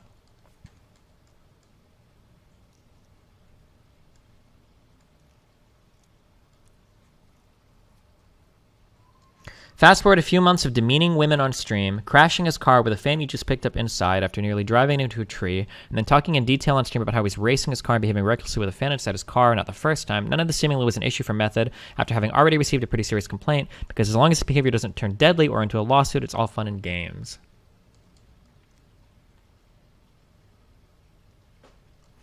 Then, a while later, a couple days of streaming followed with a female streamer, which turned into a pretty severe shit show, and Josh ultimately disappeared off the platform. I will not be sharing further details of this to respect her privacy because it isn't my story to tell. She is referencing poopernoodle. Method was again obviously aware of the situation, it being more severe than the last, or otherwise he wouldn't have disappeared off of Twitch. They didn't pull his stream. It was a personal choice for legal reasons. They continued to keep him on their rating team. They kept trying to get him back onto the platform until recently when Twitch finally told them the ban was permanent. Sko and Jari were even considering living with Josh in a streamer house after his predatory behavior had already come to light. This plan ultimately fell through. Method seemed to be backing him no matter what. Somebody actually sent me this. Hold on. Apparently Method had deleted this tweet, but that gaming house thing, apparently that was a real meme. But apparently Method has deleted this tweet off their timeline now. This has only gotten 1 retweet and 4 likes, so not a lot of people are aware of this, I guess. I came to find out that this female streamer had reported him to the police, in which case Method had previously said they would take the situation seriously, and in their words, a thorough and proper investigation could occur. They further said in their email about the initial complaint that should a police report result in arrest charges, I mean, Derry can personally assure you, I, meaning Derry, can personally assure that Method would take the appropriate steps to disassociate ourselves professionally and publicly with anybody engaging in illegal and immoral behavior such as you described. Oh, this is the email. There it is. Okay, cool. We did not expect this to mean that they would continue to raid with him, hang out with him at BlizzCon, and try their hardest to get him back onto the platform he got banned from. Who should we expect to be able to hold these people accountable? Who should we expect to step in and say something? Who should we expect to have our backs when these big streamers have an army of colleagues and fans to back them up and even gang up and demean and intimidate their victims? Okay, so just like, consider like the setting of this, right? So imagine you're somebody that's been like actually legitimately raped by a person, okay? Not like he touched my booty or whatever. Not that there's anything wrong with any of this, but I know you guys are like obsessed with like, well, is it real rape, blah, blah, blah. This is about as real as it can fucking get, okay, right? So imagine you've had this encounter with this person, okay? 1. 2, people have actually already reported stuff like this about him to his gaming organization, and they did nothing, okay? And then 3, imagine if Method would have been able to get him unbanned from Twitch, and he would have come back and been streaming to 15,000 people. So now you have, like, your rapist is just streaming on Twitch with a huge fucking fan base and a giant organization backing him up the entire time, and you're like, holy shit, how fucked is that?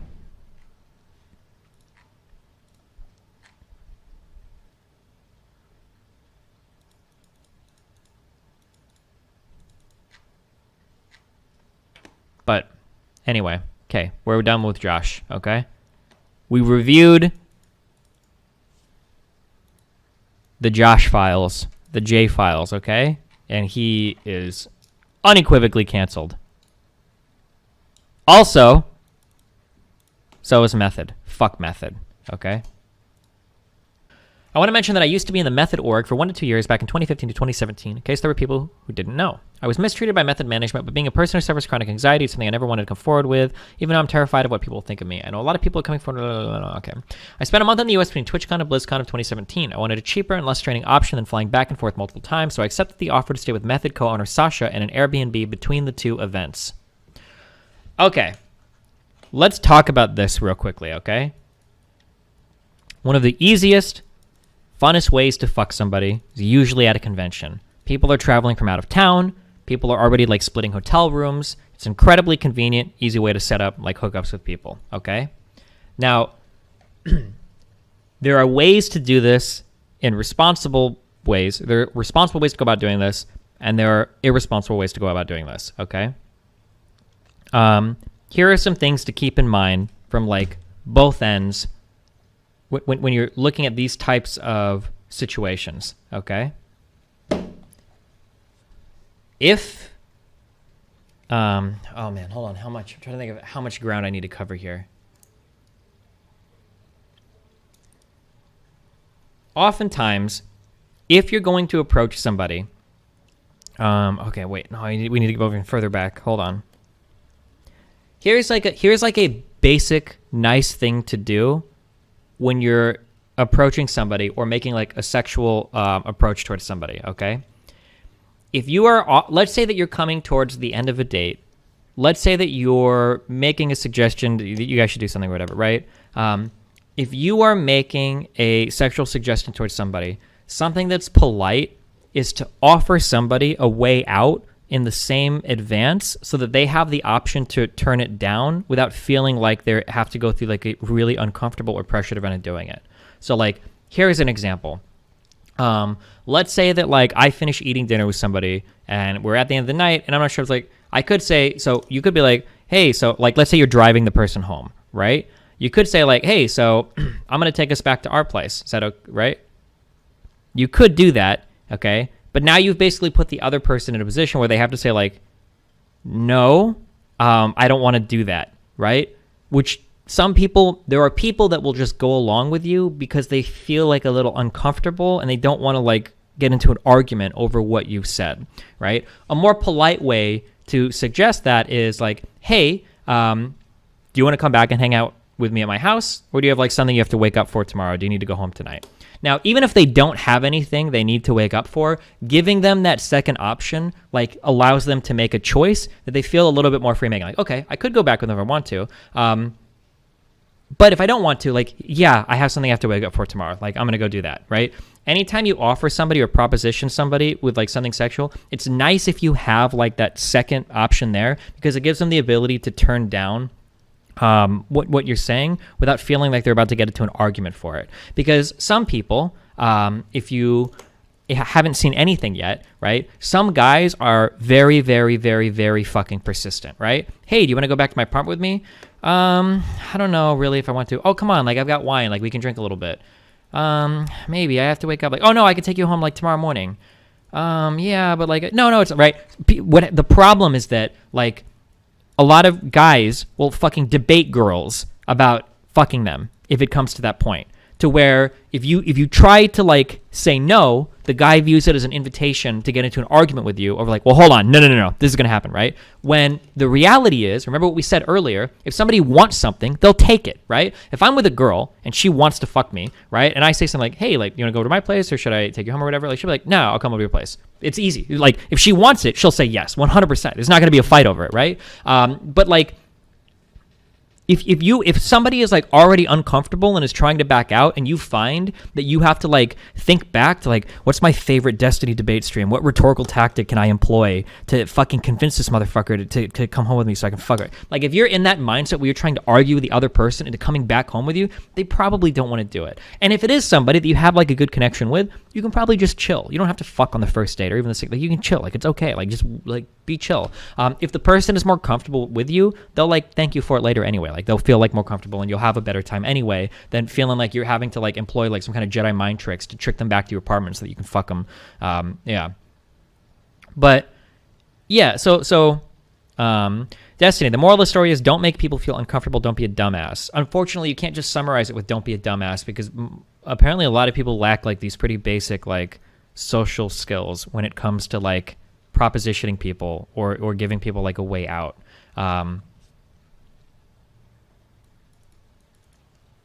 But yeah. Yeah, anyway, so yeah. Okay, so when it comes to setting up, I don't know why you guys are, thank you Archivice for linking random shit. Stop linking random shit.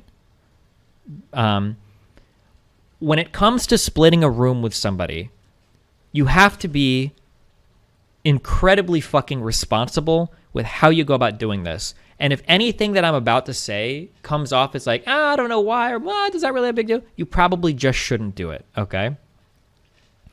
If you offer somebody the chance to stay with you over the course of a convention, what you have to understand is that you're putting yourself in a pretty big position of power over that person, right? Such that, depending on your relationship, propositioning them for sex puts them in a really fucking weird position.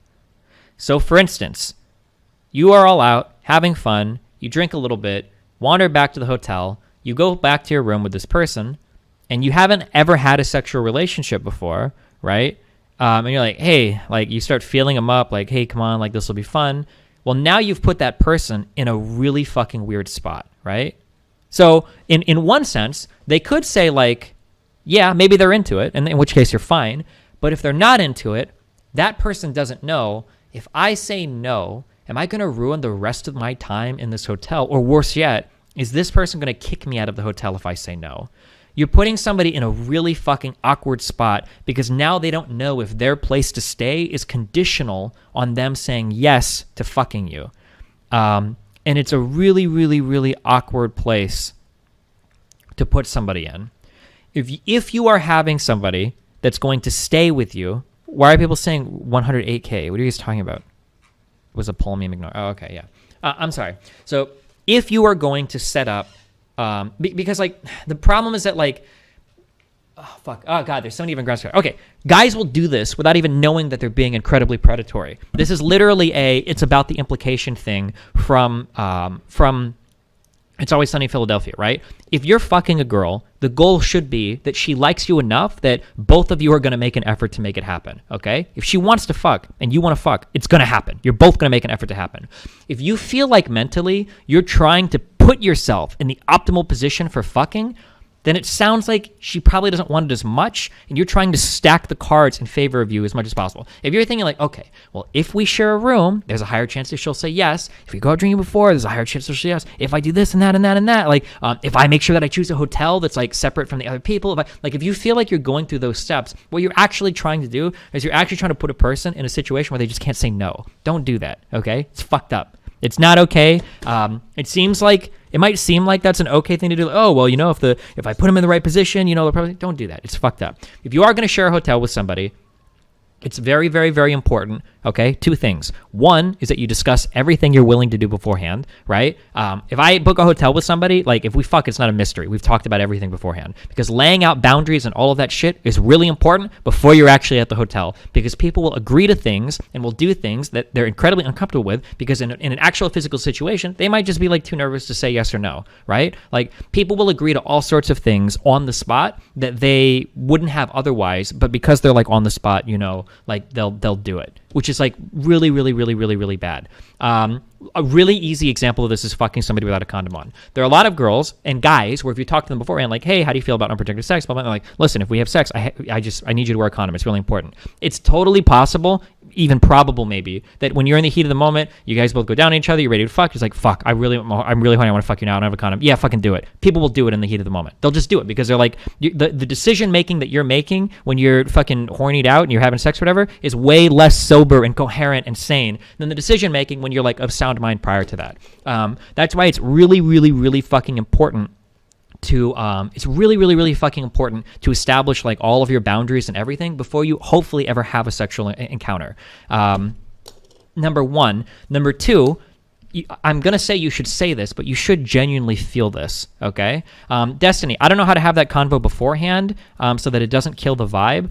If somebody gets unvibed because you're having a conversation about boundaries beforehand, 1, fuck them. 2, and this is totally anecdotal, but in my personal experience, I have never, ever had that conversation with a girl beforehand, and she said like, man, dude, you really ruined the mood now that you figured out like exactly what I'm into and exactly what I like. And like, oh man, like, dude, I'm just so turned off now. I was kind of hoping you'd like try to fuck my ass and not tell me and we could see where it goes from there. I've never, ever, ever had somebody tell that to me before. Ever. Never heard that in my entire life. Okay, I have heard the opposite a lot, that people are usually like, oh, like, thanks for checking out this, or like, thank you for that, like, I really don't like that and I get nervous, blah, blah, blah. Like, usually that's usually what I hear instead on the other side. I think that having conversations about boundaries beforehand can be fine. And also, like, the best thing about it is that, like, when it comes time to fuck somebody, you don't want to be thinking about, like, all this fucking crazy side shit. Like, it's nice to know generally. Now, you should still be receptive to, like, how their body acts and what they're doing in the time of the moment, but you don't want to be thinking, like, I wonder if they're cool with this. I wonder how they feel about protection. I wonder, blah.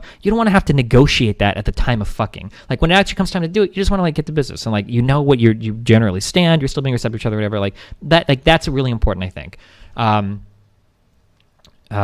was I talking about before? Oh, if you are going to do this and you're going to split a room with somebody, in my opinion, it's really, really important to have a conversation where you explicitly state, like, hey, obviously it'd be cool if we fuck this weekend or whatever. If we don't, though, that's chill. The other person should feel like they have the opportunity to turn you down and you're not going to kick them out of your fucking room for it. That is really, really, really important, okay?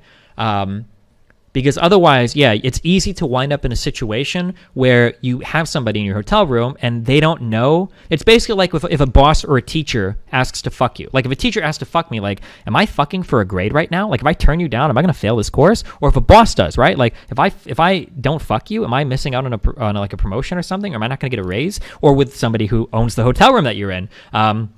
You know, if I don't suck your dick, are you going to like toss me out and tell me to go find another room? Like, what the fuck? Like, you don't want to put somebody in that situation. Just don't. You don't ever want to just don't. It's just not a fun thing to do. It's not fun for them to be in that position. It shouldn't be fun for you to get somebody to want to fuck you because they feel like they have no other option. Okay. You got problems yourself, right? But yeah, just there. Okay. It's a Reddit, but it's still interesting. Sorry. Fuck. We would just got on a tangent related to this, but don't you think porn has such a large influence on all this shit? Listen, porn is awesome, okay? I've learned cool new things from porn, new positions, new things to try. It's fun to watch. It's fun to masturbate. You can enjoy porn and still understand that, well, in the real world, okay, like, things are different. You should be able to simultaneously acknowledge and appreciate pornography for the entertainment that it is, while also understanding, well, in the real world, you know, my stepsister doesn't actually want me to fuck her when she leans over and gets in the dry, right? Or like maybe protection is important, or maybe conversations about what's right or wrong or whatever is important beforehand, okay? Like, for women, should a man ask for permission to kiss? Please answer only if you're a woman. Should a man ask permission to verbally kiss you for the first time? The alternative being that he reads your signs of body language to infer that you want to be kissed, but if noticing your back out considering the shoves approach, is verbal... Okay. This is different. The problem is that the real answer to this question is you should be able to tell. You should be able to tell from the situation. The problem, though, is that the people that are asking this question often can't tell. Like, in this particular situation, I can see it being a little cringy to be like, can I kiss you? Like, I think that's kind of weird. However, it's also really fucking weird if you kind of like going in for a kiss and a girl is like, not really or whatever, and then the guy keeps like pushing. It's like, okay, dude, what are you doing? Again, like, always look at this from the other point of view, okay? If you want to kiss somebody, you're going to do everything you can to make it happen. If your crush, or whatever you fucking 16-year-olds call these days, if your crush is coming in to kiss you, you're not going to be like, oh, I don't know, right? You're going to be like, oh yeah, hell yeah, right? But like reading body language is a whole other thing that, honest to God, I never realized how many people have problems with this. Jesus Christ. I spent a month in the US between TwitchCon and BlizzCon 2017. I wanted a cheaper and less straining option than flying back and forth multiple times, so I accepted the offer to stay with Method, co-owner Sascha, in an Airbnb between the two events. I also invited one of my Swedish friends that I trust. I had specified I'm not interested in parties or going out. I literally just want to sleep, eat, and stream. They both expressed that they're fine with it. So this is a situation where, like, if I was offering a room for somebody to stay, like, I usually try to be as explicit as possible. Like, oh, okay, cool. Like, you want to stay over? Like, you just want to like sleep on the couch? Okay, cool. Like, we're not doing anything sexual. Like, that's fine. No problem. Don't worry about that ever, okay? It's all good. Like, usually this will be something that, like, if my Discord logs got leaked and there has ever been a girl that's ever stayed at my place ever, fucking Caterino, anybody that's ever come from any whatever convention, all of these conversations have had explicitly happened beforehand. Where, like, I've, like, explicitly, like, okay, cool. Nothing sexual is going to happen. Don't feel weird about any of that. Like, it's all good. Don't worry, blah, blah, blah. Like, if the more stuff that you can explicitly state and get out there, like, the more, like, everybody be like, okay, cool. Like, to get everybody kind of comfortable with the arrangement. I cannot stress this enough. I'm sorry, but, like, because people don't ever do this, it is really important to explicitly state what your expectations are before anything happens so that everybody is on the same place, okay? When people go to a Denny's and they order a steak and they eat a shitty steak, they're not upset about it, right? Even though it's not a really good steak. Why? Right? The reason is because most disappointment and problems in life occur between the difference in expectations and the reality of the situation. Okay? That's where most disappointment happens. People don't get upset because something is good or something is bad. They get upset because they expected one thing and they got another. If people expect a certain thing and they get what they expect, people are generally happy, okay? If you go to a shitty steak place and you get a shitty steak, you're not upset. You got what you paid for. You got what you were expecting. If you go to a nice steak place and you get the exact same steak that you got from the shitty steak place, well, now you are upset because you expected one thing and you got another, okay? Managing people's expectations in an explicit manner is one of the most important things that you can do when dealing with anything, honestly. Like, it's so good to do it. But okay. Okay. Paragraph 1 down. Sorry. It's almost like being open and honest about your intentions is important and not trying to trick your way into fucking somebody. Yeah, basically, right? Like it's not supposed to be like a pussy puzzle where you have to make the right moves to get in the right way to like get what you want out of a person. Don't do that, okay?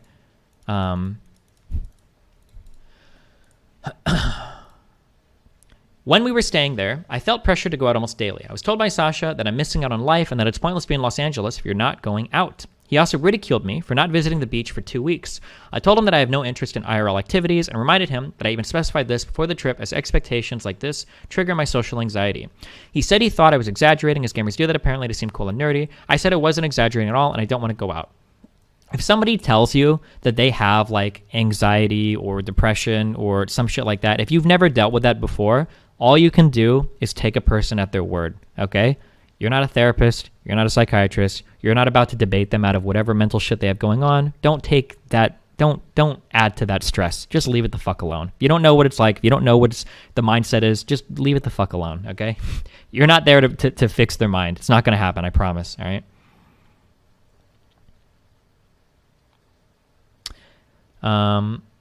One of the nights we had this Twitter DM conversation. Wait, I can't tell if this person in chat is saying something good or bad. Kill the thrill and get consent. That's the motto, words to live by.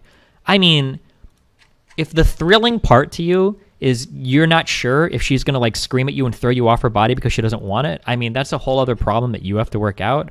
Otherwise, I don't know, like even if I talk with somebody about our boundaries, I'm still pretty excited to fuck them. Like, it's not like you're in the hotel room and it's like, you know, like we already talked about this. Like, do I really want to go through it now? Like, fuck. Like, I mean, I could just go read my Discord logs. Like, why would we, like, what is the thrill gone? Because you, I don't know. Anyway, yeah, rapist words to live by. But maybe you were saying that more. Maybe you weren't saying that. I don't know. At some point, he decides it's a good idea to come into my room and do some real talk. Wait, hold on. I'm sorry. One of the nights we had this Twitter DM conversation. Jesus Christ. All right. Hey, Annie, all the towels are clean except the brown one. Looking forward to go out with you tomorrow. You must be drunk. You can't be this nice to me. LOL. I am talking to somebody totally sober. You shouldn't be up, though. Got to stream early tomorrow. I'm nervous about it. LOL. Wait, how do we read these? 12:20? Okay. Why did you just send me a heart completely sober? The ice sat in stream because I like you. LOL, we are right next to each other, but texting. Just going to leave me hanging like that, huh? LOL, Sasha, you're not hitting on me, are you? Ha ha ha, I'm so confused. LOL, what if I did? Would that be wrong? Oh, Lord. I mean, nothing wrong per se, but no, it's not how I see you, Sasha. LOL, all right. Okay. Wow. Okay, so hold on. Everything up until here, you can argue it's a little juvenile, whatever, but so far, this is okay, all right? Now, I don't know if he's hitting on her after he's already invited her to, like, his Airbnb for a month. That would be kind of fucked up because now you're putting me in a spot. But, like, so far, this is okay. Now, the girl in this circumstance is actually incredibly straightforward and incredibly clear. This is a total shutdown message that doesn't leave any amount of ambiguity, that doesn't fuck with it. Like, this is an impressively clear message from the girl. There's nothing wrong per se, but no, it's not how I see you. Okay, that's pretty clear. Like, cool. All right, pack it up, head home. We shot our shot. She's not into it. Boom. He said they were right next to each other, but texting, so I think this is already an Airbnb. Yeah, that adds more shit to it, but okay. Are we still good? Maybe. LOL, what do you mean maybe? Haha, haha. I don't like to be shut down like this, but we're good. LOL, I'm still wondering if you're drunk, but I'll believe... Okay. Okay. That's a yikesy red flagger right there, okay? I don't like it when I get shut down. Like, okay, hey. Chill. Don't forget she was technically his employee at the time. Wait, is that true? Oh, we should check out timelines because that would make even all of this conversation really fucked. Actually, if that's true, oh yeah, okay, fuck, because she said she was working 2016 and 2017. Not only is this conversation like super fucked, but it actually makes her response really impressive. I would never expect, well, I would hope for, but I would never have the expectation that somebody would respond this way because I feel like she'd be pressured to respond in another way. But that's like even more impressive that she like pretty clearly like shut down his advances there. Maybe, what do you mean? Haha. Oh, I don't like your down. LOL, I'm still wondering if you're drunk, but I'll believe you when you say you're sober. So I'm just trying to read between the lines. There's not much text, but it seems like she's giving him the opportunity to walk it back. She's trying really hard to salvage the relationship. Like, okay, listen, hold on. You're saying some crazy shit. You're drunk. Listen, when you're sober, we could chat again. Like, she's giving him like a huge opportunity to walk this back too. Like,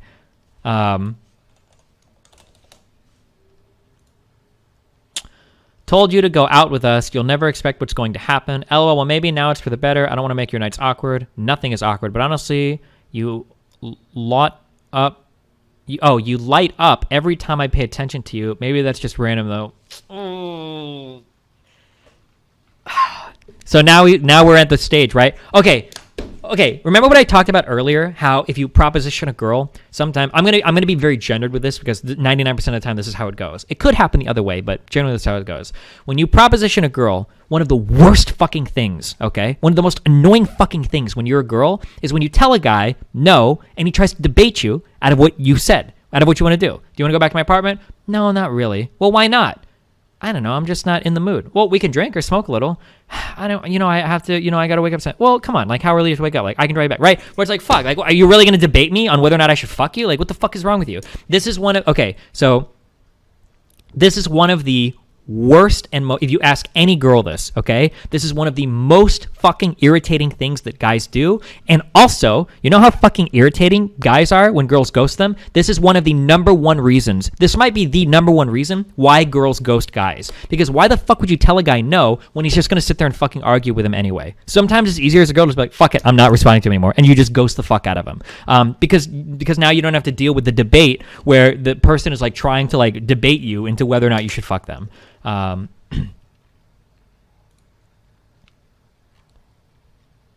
don't know. I haven't thought about it. Ha ha ha. Oh, about like lighting up when he talks to her. And that night I said sorry. It was because blank was touching you. I felt bad not doing anything as in not stopping it. How was he touching me? Not in an intimate way, but it felt wrong. Wrong enough for me to say sorry. Are you okay? I'm not sure what to think here. It wasn't bad. I just thought it was wrong at the time. What is not bad? He did not touch you anywhere intimate. I called an UberX and dragged him out afterwards. That's why I said sorry. I thought you were still awake and bothered by it. He's like trying to be like her protector and savior now. What? Maybe I was just raised too conservatively. Oh shit. Everybody act cool. The Method account is in chat right now, okay? Calm down. I don't know which one of you from the office are watching this, but welcome to the stream, my dudes. Maybe I was just raised too conservatively. I would never touch a woman without her consent. I would have appreciated it if you had told me about this before. Well, I wasn't sure if I should. You know each other longer than I know you. Okay, well, thank you for letting me know now. And it's kind of obvious that he likes you. I don't want to get in between that. It feels like he's like fishing for information to find out like how close she is with the other guy, so he knows if he's still got like the clear to like take off or whatever. After all, it was you who decided to invite a mod over for this trip. I really like blank, he is cool, but realistically, most of your male mods are in love with you. Thought you know that. He acts very proper. I didn't think he had feelings or anything like that. I hate where this went. I am still somewhat drunk, but in this state, you will hear the most truth from me. When I'm sober, you gotta squeeze the truth from me. I've become a fucking politician. I'm not really sure what to say, but I would like if you can tell me things straight that are happening around me. Sometimes I get blinded by people's kindness. You're not blind. Blank means well, but he is still human. Damn. So he's like trying to like isolate her from like the other guys by like showing that he's like an evil person, and he's like trying his hardest to like get her all to himself. Oof. It seems like he's trying to create a rift between her and her friend. Yeah.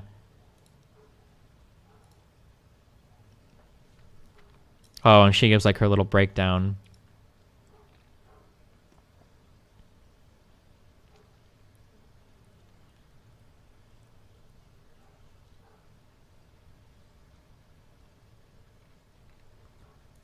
Not to mention he's projecting as fuck. Yeah.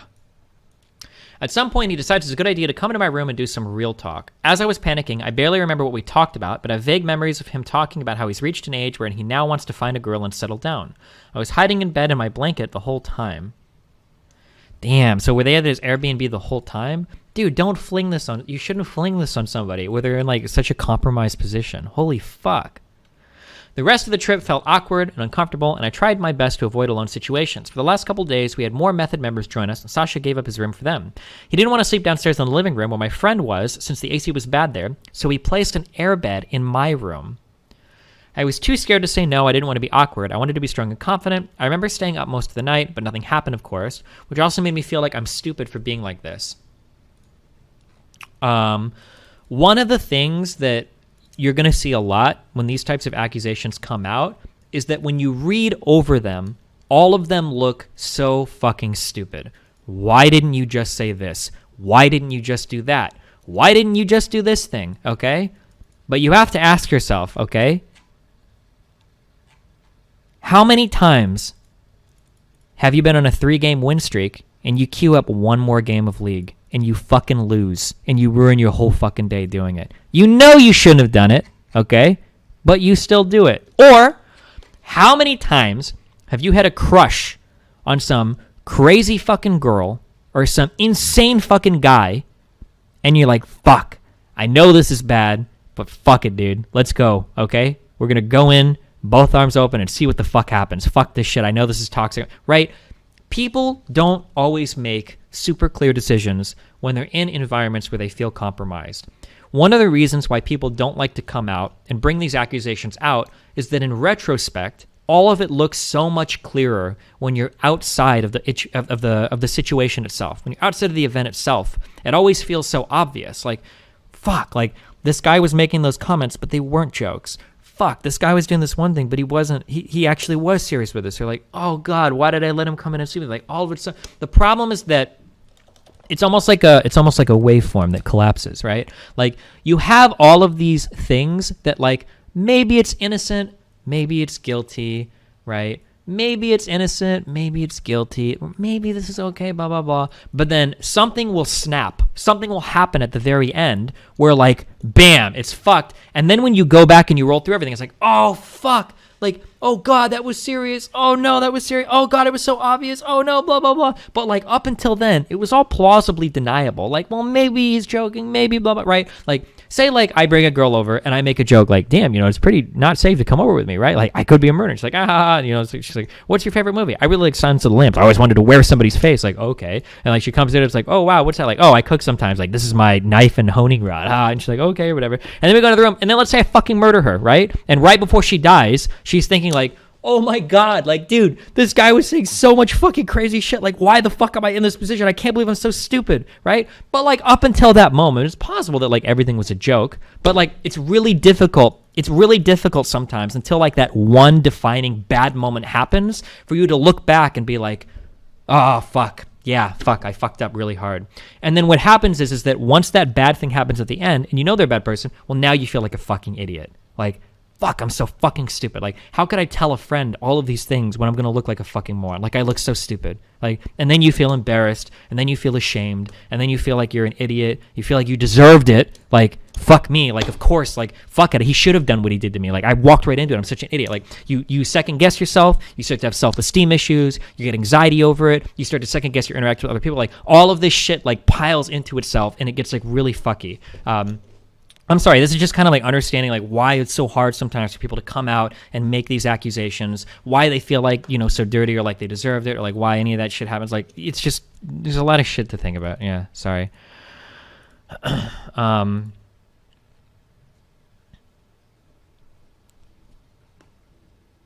Leaving the Method team. Fast forward from November to May 2017, and we were discussing contract renewals.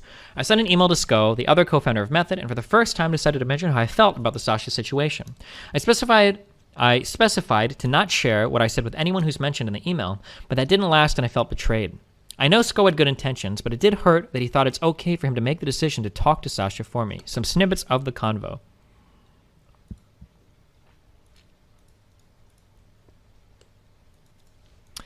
This email is only directed to you. Please do not share, as I mentioned other individuals. Unfortunately, I can't say the same to the rest of the family. The month that I stayed in the US with Sascha was very awkward and sadly ended up being a very negative experience. Bad things happened, and I would rather not go into details. Sascha basically invited me to his bed at nighttime, which is extremely unprofessional, and something that is unfair to put on someone with almost no experience in business and traveling. On top of that, he made me feel very bad for not wanting to go out and drink with him almost every day. With anxiety in the background, that pressure made me feel awful. Considering Sascha's position on the team, I felt as if there's no one to contact that would be higher up. I am confronting Sascha about this as this is obviously out of hand. Oh, wow. Did he respond with that? From Sko. He took it upon himself to confront Sascha without asking me if it would be okay. About the Sascha thing, there's no misunderstanding there. I still have the text messages.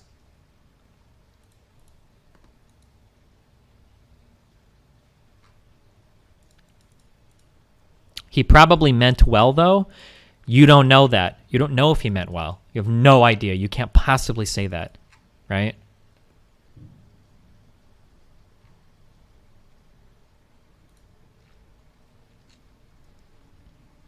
What made matters worse was that there was no further questions to me about it or any type of update from Sko.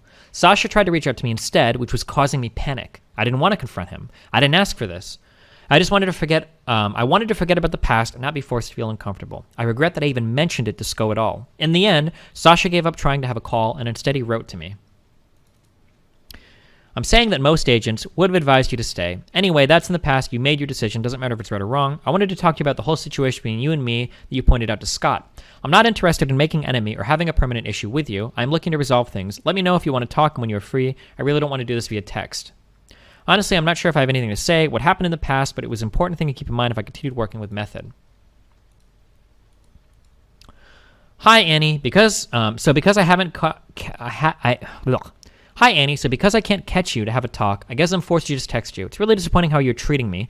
No idea how you are justifying this. I honestly have been thinking about taking legal action. This can't be resolved, which makes me sad that it's coming to this.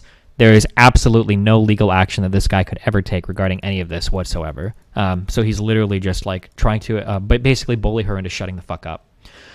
So I know about the things you said to Scott about me, and I was really shocked when I heard it. I want to believe that's how you see things, that you're not just lying about the things you said. Sascha basically invited me to his bed at nighttime, and about the Sascha thing, there is no misunderstanding there. I still have the text messages. That never happened. I never sent you a text like that. Take a look at the text again. You must be misconstruing this in your mind. I have never made a booty call in my life unless I'm in a relationship with that person. This is just not who I am. I know you are generally referring to the one night I sent you a flirty DM, and when we ended up chatting for a while in your room.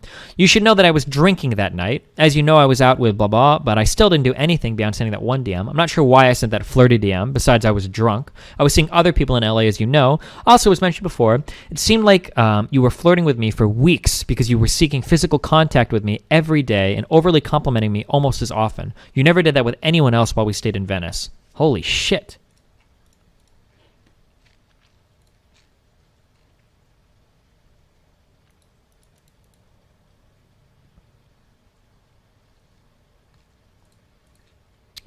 Disappointing, guilt tripping. I made it all. Sascha was a very stiff person, so I would always make fun of him, and I felt comfortable with him because I looked up to my boss. He always seemed moody, so I would hug him and try to make him laugh. I never did anything I wouldn't do to any of my other friends, and if you met me at a gaming con, you'd know this. 2. The month that I stayed in the US with Sascha was very awkward and sadly ended up being a very negative experience. That is very unfair of you to say. Maybe you are mainly referring to the above, but if that's the case, again, I never invited you to my bed or made any form of insinuation that we should have sex. But in any case of that, whatever it is, was such a bad experience for you, you could have just told me and I would have apologized to you. But that you are saying I made your US trip a very negative experience, and that's part of the reason you don't want to stay in Method is messed up. Blank literally made you cry, and you didn't stream because of the incident for a week, in which time both Blank and I were being friends to you, spending time with you and cheering you up, yet you are some, I don't know. I cooked, went shopping for you when you were streaming, and generally treated you with respect and as a friend. Why are you judging me so harshly? Some guidelines of mine, some guildies of mine thought it'd be fun to troll me in-game in World of Warcraft by kicking me / inviting me to guild and making fun of me for dying / low DPS. The group effort to troll me made me feel bullied, so I cried and didn't feel like streaming. However, it wasn't for a week if I recall, it was for the rest of the day. I'm a stream addict and never randomly take a week off. My viewers can confirm. The guy apologized afterwards, but it took me some time to accept it. Fast forward a few months, and one of the guys ended up becoming a really good friend of mine who always looked out for me. I don't think that's relevant at all, but wanted to give backstory to this comment.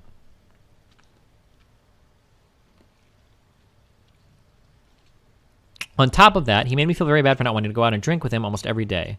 I absolutely did not ask you to go out and drink every day. I never asked you to go out and drink during the week because I was working. I'm not a big drinker. I wouldn't want to go out to drink during the week regardless. Yes, both Blank and I asked you to go out with us during the weekend, which you told me before the trip in a Skype call you'd be keen to do, although I thought it was awkward and we were staying in a house 1 block away from the beach in LA and you didn't leave the house for the first 2 weeks at all besides to go grocery shopping. Why not stay home then instead?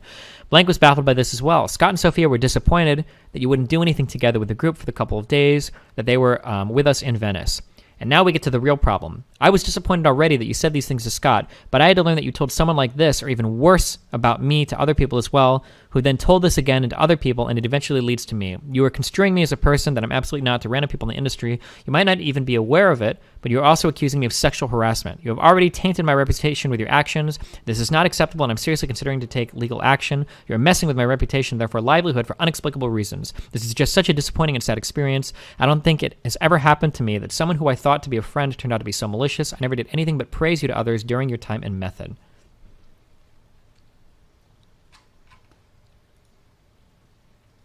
He is quoting what I said, so it's clear he was sent my email rather than a subtle paraphrase from SCO.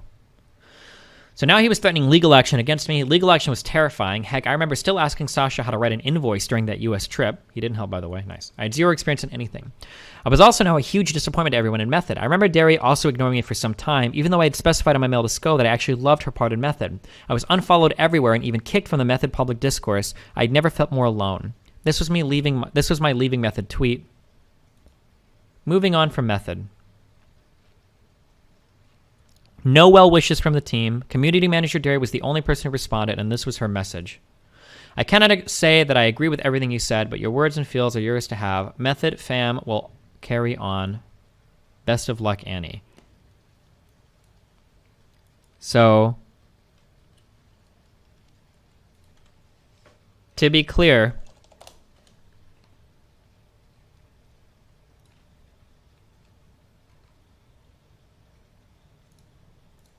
that was this person. A lot of you guys are being total sweethearts and telling people you'll listen if they need to unburden themselves. Hats off to you. Listen, I just want the name so I can beat some ass. That's this person. That's virtue signaling so hard on Twitter.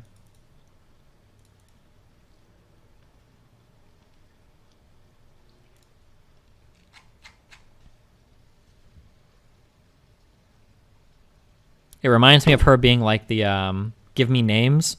She's like the who was it Jaqen, the masked man? A girl is named himself. A girl is named him his own name or whatever. When Arya gives him his own name because she wants him to to kill. I don't even remember why, but not my name. Oh fuck!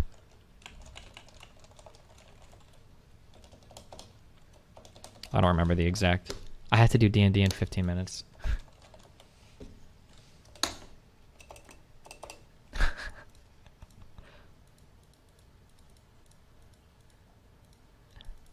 Cancel it? We've already missed the last two. I can't cancel it. Jaqen Higar? Yeah, whatever that guy was that was killing people for. In hindsight, I'm so glad I was not financially dependent on Method, or I may have made some stupid decisions. I'm glad I had a stream community to fall back on, and I am forever grateful for that. Ziz is with Method? Oh shit, is that true? Oof, that's going to be a real awkward D&D session. Okay, I have time to go over like the other, because apparently there's a second one. Staying with Sascha Steffens, the co-CEO. Sascha and Sasha, I'm assuming these are the same person, just spelled differently. I wanted to explain my tweet about Sasha, the co-CEO of Method. Oof, that's a long one. Okay, let's go. I wanted to explain my tweet about Sasha, the co-CEO of Method. Earlier today, when I saw the tweet by my friend Annie regarding the co-CEO of Method, Sasha, that brought back bad memories, she told a story about how she felt abused by him when she was in Method and what happened when she left. I was already well aware of this story because she told me about it around 2 years earlier when I had told her about my own experience with the same man. Knowing the backlash I could get by supporting her and going against a big organization like Method, where I also have many friends, I eventually did the right thing and retweeted her tweet showing my support. I said that I know she's not doing this for attention because I too was in a similar situation and it's not something she, quote-unquote, made up recently. Knowing Sasha likes to mail threatening emails to people who don't do what he likes, I feel I have to tell my story too, even though I never really planned to tell anyone. I'd rather just forget. So here it goes. I was friends with Sko and Jari from before, since I got to know them on DreamHack. I didn't know Sasha yet, but I ended up sharing an apartment with all of them in West Hollywood before BlizzCon 2015, I believe, and it's where it all happened. I was never in Method, and I wasn't planning to, since my main game at the time was FPS games like CSGO, and I was nowhere near the skill level of competing. At home, things were not good. I felt like shit because I recently found out I was in some economical problems with my business because I had been stupid enough to trust my ex to help me handle the economy. You live and you learn. The situation stressed me out, and I felt like a few weeks away from it all in sunny California would be good for my mental health, and also I would have a chance to network and take my business into my own hands. It made things even worse that my card stopped working in the first week of the trip because a bunch had been taken from my account. I told them before the trip, of course, and when it happened with the card, Sasha especially was very kind and understanding, so even though, and said it will be all right. I didn't know him, and I thought he seemed like a good guy because of this. Also, he was close to Sko. I had money coming in, so I knew it was going to be able to pay my part of the rent anyway.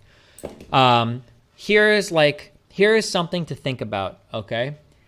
If you are a girl, you have to be very, very, very careful when you let some men start doing things for you. Because what they view that as sometimes is, I'm not doing nice things for you. I'm investing in your pussy. And as long as I make enough investments, at some point, I'm going to cash out on that fuck.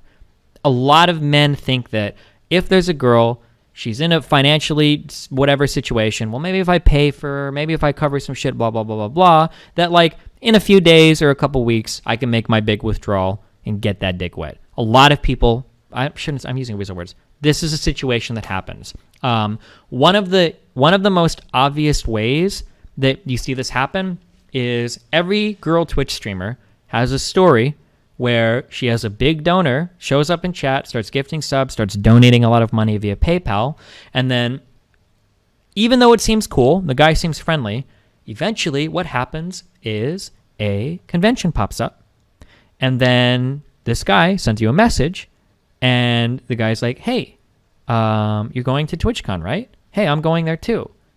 Do you want to hang out?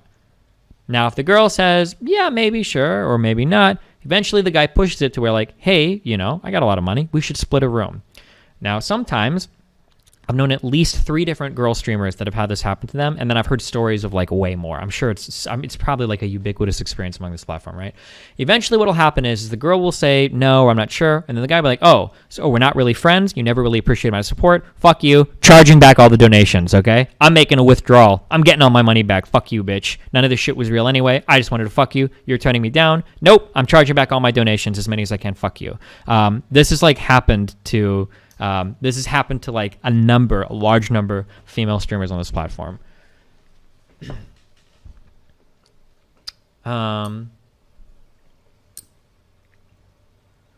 Felt like shit because I had recently found out. Oh wait, hold on.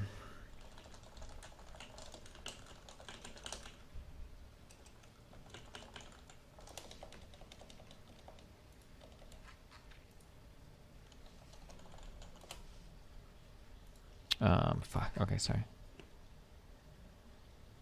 Okay. Tell them sorry, she's very kind. Understanding.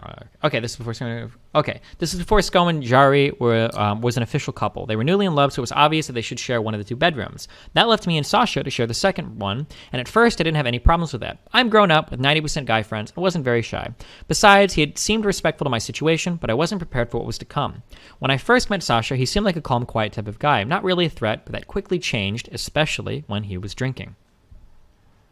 He first started making innocent jokes about the things we could do in our room, and I also remember him referring to what Sko and Jari were doing for fun since they were in their room quite a lot for obvious reasons. Now, dropping jokes to try to see if a girl will bite, to see if she's sexually interested with you, that is a totally fair, fine way to do things. It's a totally fair and fine way to flirt.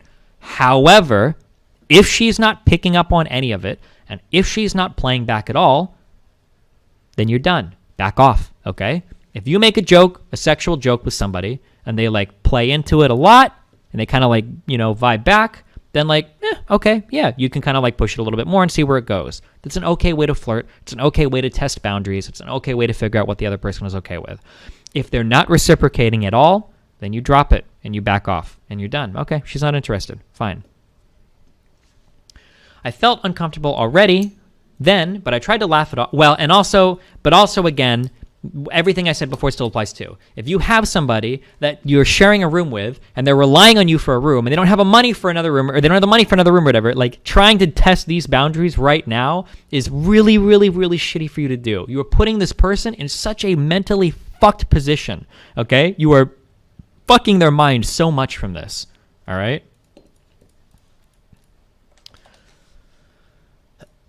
I wasn't about to tell Sko and Jari about it and destroy the happy honeymoon bubble they were in. Okay, sorry. I wasn't about to tell Sko and Jari about it and destroy the happy honeymoon bubble they were in, and I felt like I owed Sascha for being understanding about the economical situation. You don't. You don't ever owe anybody anything to your body or to access to you because they're covering something financial for you. This is what somebody like this wants, right? Listen, man, I covered dinner for you. I got your room for you. Like, come on. Like, dude, are you really gonna I've done so much good shit for you. Like, come on, man. Are you really, it's so easy to guilt trip people into thinking that they owe you something. You don't, okay? Fuck off, all right?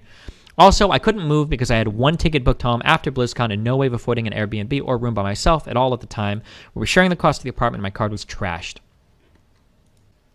I couldn't move because I had one ticket booked. I don't just say. Our room had only one queen-size bed, and that first night was really unpleasant because of how excited he seemed to share with me. I tried to sleep as far out to my end of the bed as possible, and I pretended to fall asleep instantly to not give him any reason to think I wanted more. He seemed tired too because we had a long day getting there, so nothing happened. But the next days, the hints and jokes continued, and I started waking up with him having his arm around me, or he spread out and touching areas where his hands shouldn't be, and he pretended it was accidental and laughed it off. Testing a girl's boundaries with humor, as long as you're being receptive, is totally fine, okay? Testing somebody's physical boundaries by inappropriately touching them is not okay. That is way, way, way different. Absolutely not okay. I couldn't prove it, of course, and I had to be there. So I didn't say anything about it and try to brush it off as accidents. I was really stressed about the whole situation and almost felt like I was in a cage I couldn't get out of. There were weeks left, and even if I was in my favorite city, I felt even more miserable. I felt I couldn't tell anyone, and I was embarrassed because I had said yes to share a room. I remember calling home and crying to my friend. Eventually, he started making advances. Eventually, he started making advances, and I don't want to go into detail. I had no plan of telling anyone, ever. I kept hearing that I was boring, and I shouldn't be so sensitive, and just have fun, and felt pressured, but I still didn't want to do anything with him. I felt like shit, and like there was no way out. The day it went too far and couldn't take it anymore, it was one day when he was drunk after he, Jari, and Sko had been out. I had started staying home in the evenings despite him complaining I was boring instead of going out partying. He wanted to party always, and he clearly got better self-esteem with alcohol. And it became my time to get a break from him. But that day, after getting back from some bar, he was really bitter. He said his feelings for Jari. He said he had feelings for Jari, and he complained that Jari and Sko made out, and he was feeling like Sko stole his girl. Holy shit. He spoke about this a lot, and I used to listen because it was a way of directing the attention away from me. But that evening, he was drunk and not happy about Jari and Sko being in their room, as always, and while I was trying to sleep, he made advances and I felt scared and didn't know what to do.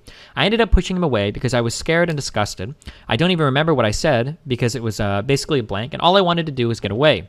After that day, he started sleeping on the couch in the living room by his own choice, and he wasn't very understanding to me anymore. I never told Jari or Sko what was going on, so I don't blame them. They had their own drama with Sascha due to the fact that Sascha had feelings for her. I'm sorry to write this publicly because it has to do with them, but it's clearly one of those things that shows that Sascha is as a person. Who Sascha is as a person. Sko was supposed to be his friend, and Jari clearly never liked Sascha like that. And every time he felt angry about them for being in their room, I got to hear it. Me and Jari spoke about this too, and I don't think she would lie about it, but the fact that he was in business with Sko made things complicated. Why they kept working with him, I don't know. I can only assume they solved the situation. Living together, me and Jari would argue. We argued quite a lot over small things, and it became an outlet for me. Could be dumb things, like she was using my bathroom instead of hers and with better lighting. We both have very strong personalities, but now in hindsight, I know it was an outlet for how trapped and helpless I was feeling at the time. We went so far, so Sko had to drag us apart once. Nowadays, we were fine. We might have fired up easily, but we were... I felt like I was going crazy with all that bottled up feelings and secrets I was carrying around. It wouldn't surprise me if she thought so too. It's one reason why I felt like I had to tell this part of the story is because of how I acted. I was afraid I would be painted by Method as crazy or irresponsible, so don't listen to her. I know I can come off as rude, and it's easier for me to show anger than sadness or fear. I hope Jari Sko wouldn't do that. Okay, I'm sorry, I'm trying to get to this. Anywhere. After Sascha started sleeping on the couch, he started complaining about... after Sascha started sleeping on the couch, he started complaining about money and my card. Because he can't make that big withdrawal. It was no longer any reason to be understanding when he knew he couldn't get what he wanted from me. It felt like a punishment because of me not putting out.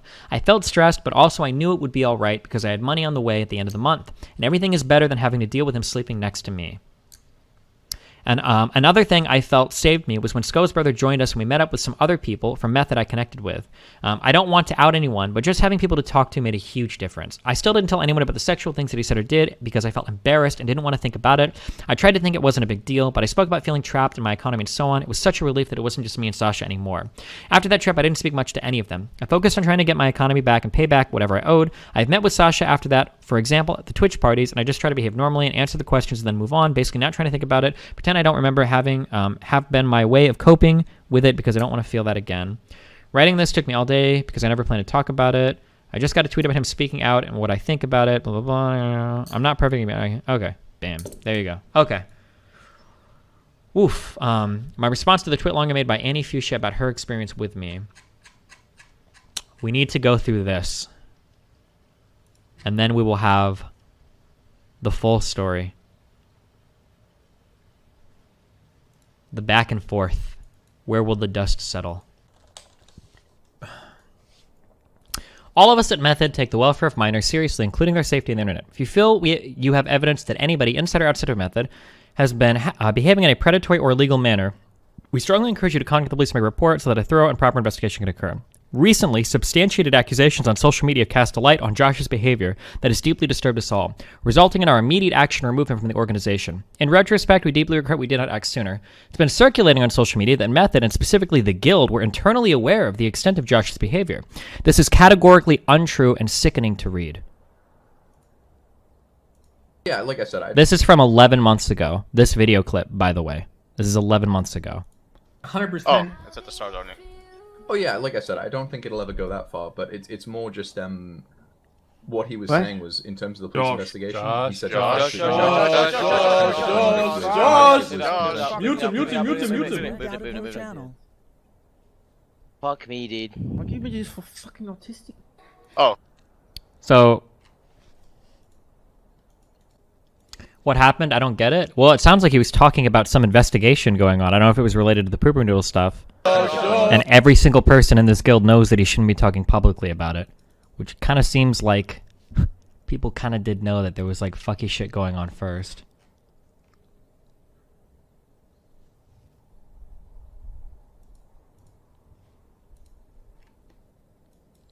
And then also there was evidence that despite all of this going on in the background, he said police investigation of the clip. Yeah, despite all this going on in the background, apparently Method was actively trying to get Josh unsuspended from Twitch as well. This email was sent April 19th, 2020. So yikes.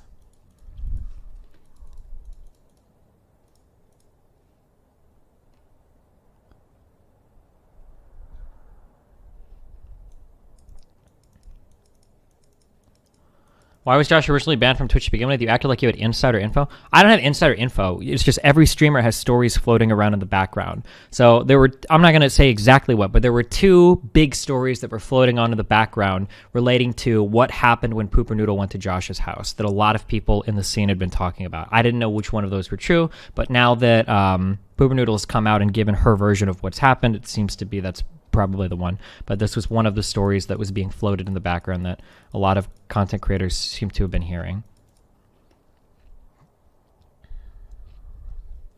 I don't think Method was complicit or nefarious in their intention to unban Josh from Twitch. Also, that clip doesn't necessarily prove that the organization knew the extent to which Josh was predatory. Here's the thing. Nothing about Josh has been proved at all. If they didn't want to ban him because there was no police investigation or report, then why are they banning him now? It's not like there's a conviction of Josh for doing anything. So why are they banning him now? The reason why they're banning him now is because he's not making them any money. The reason why they didn't ban him before was because he was making the money. That's it. It's as simple as that. That's it. Anything else is bullshit.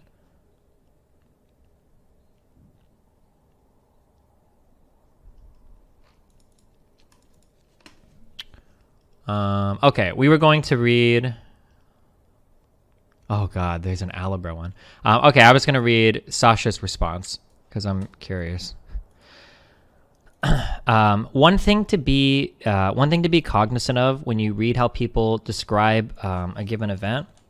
I know that people get really mad when I say this, but it's just hold on one second. Some people are just not very socially aware or whatever. There's nothing you can do about it. The way that people joke about certain things, the analogies that people use, the things people say, and the things people don't say, sometimes can give you an insight into what they're thinking. Yeah. Like, for instance, I'm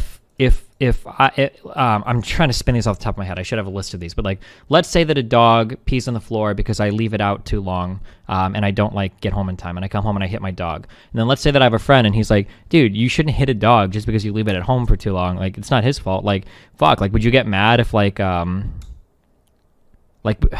you get, fuck, I'm trying to think of an analogy. God, I've had people do this to me in debates before. I can't even think of any of these offhand. But if you were to compare the dog to like a woman or a black person or whatever, and that was your point of comparison, you'd be like, wait, why do you think that's comparable? Oh, the conversation that I had with that one guy where I gave him that analogy. Was it TJ? What was his name?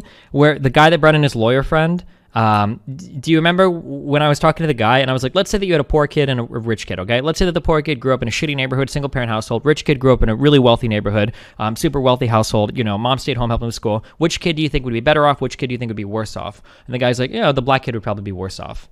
And I'd be like, wait. I didn't say that. Yeah, but like there are things like that where sometimes people can say things. Kelly Jean did it recently that I brought up a few times where Kelly was like, who cares that I tried to like break into your house or hold your door open? Like, I'm so small. Like, come on, I can't even do anything. It's like, that's really bullshit. I don't know why the fuck you would say that. Like sometimes people can give defenses of an account or say things that are indicative of like an inner thought process. And sometimes because you never truly know what anybody is thinking. We can't know that. It's unknowable right now at this level of neuroscience that we have. We can't know what somebody's thinking. So we can only inductively figure out like, okay, you probably think that, you probably think that. So we have to use context clues or statements to figure out what's possibly going on in a person's mind.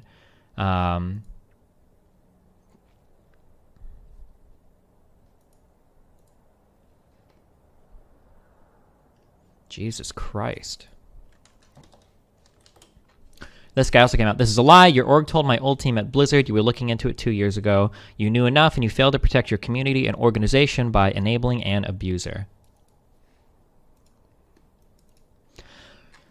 I guess like my main problem, I've said this a couple times, like we can talk about like, my main problem is that when you let people go with certain things, things happen in the future that could have been avoided. And I think that the really tragic thing about all of this is that, one, somebody could have been killed. That one girl that was driving around with Josh when he fucking, wrapped his car around that tree, that girl could have died.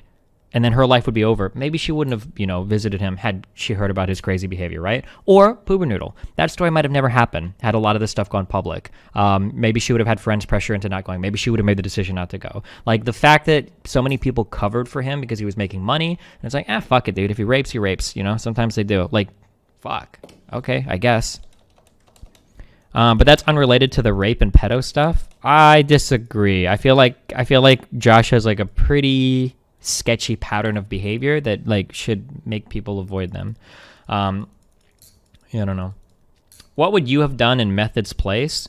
I mean, if I think about this from like a stone cold business perspective, probably would have dumped Josh just because, apparently I missed a screenshot. I'm sorry.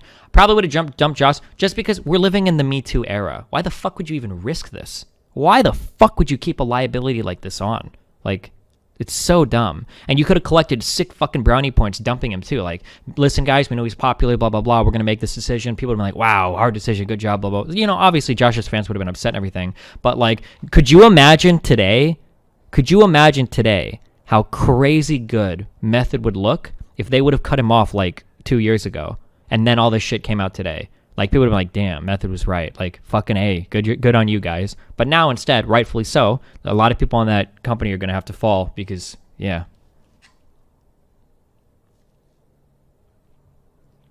Is this an ego thing? They won't fire him because of an image issue? No, this is a children running businesses thing. I've said this like a lot of times. Most of the people in this industry are, they're either gamer bros that came over from the gamer world, or they were like children or whatever, and they just don't have like a sense for like, how to run or do any of this shit. I mean, what are you gonna do? It's like a bunch of, Okay. Anyway, so we explained all of that.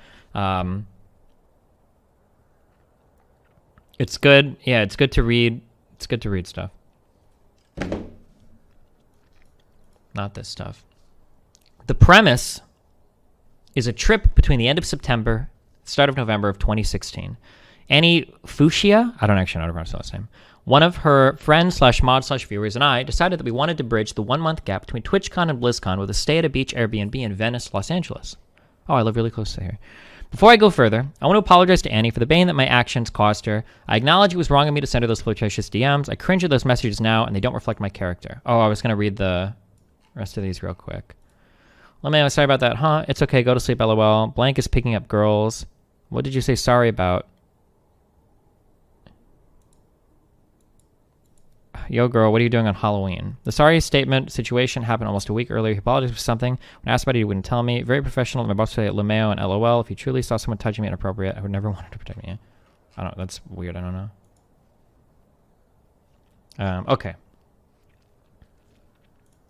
I want to address and give context to the things Annie stated in her tweet by providing my side of the trip and the aftermath. When we planned for this trip, Annie and I communicated through Skype calls about what we were planning to do while staying in Los Angeles. We agreed. This is something that I do. It's not really legal, but I would recommend every single person do this.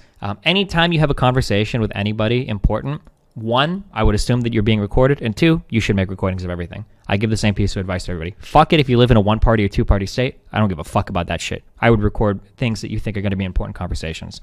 I think that is absolutely fucking incredible. Or not incredible, very, very important. You should absolutely keep recordings of conversations. Yeah. We agreed that we would spend a lot of time working during the week, but that we would make an effort to go out as a group for activities on the weekends. We specifically got a house for that reason, just 1 block away from the beach in Venice, Los Angeles.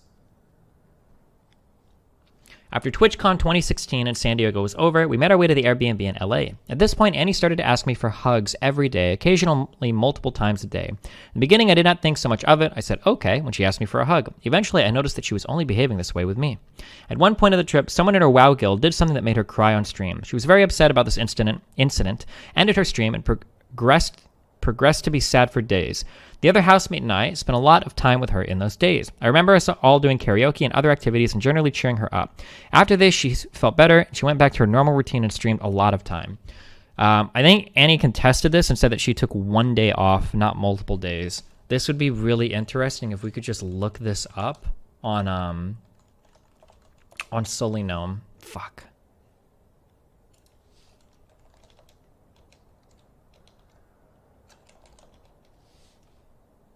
What was her stream name?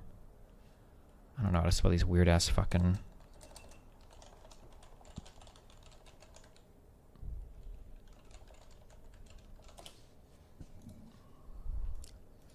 What would the dates in question have been? Oh, man.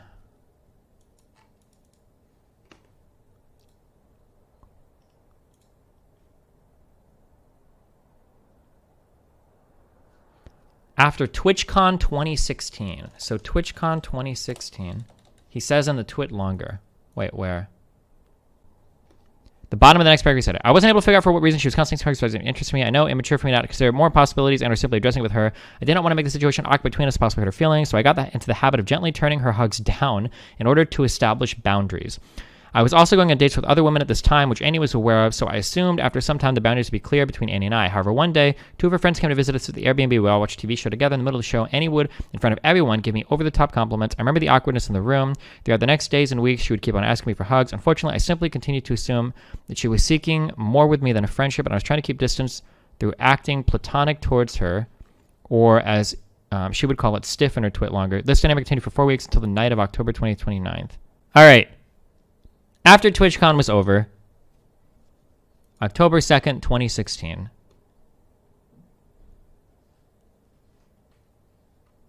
Can we...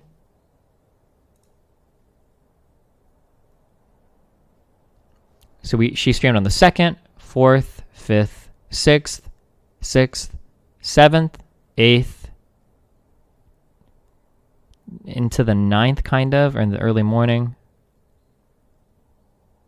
10th, 11th, 12th, 13th, 14th, 15th. So we don't have any streams here from 16th, 17th, the 16th and 17th. Then we have 18, 19th,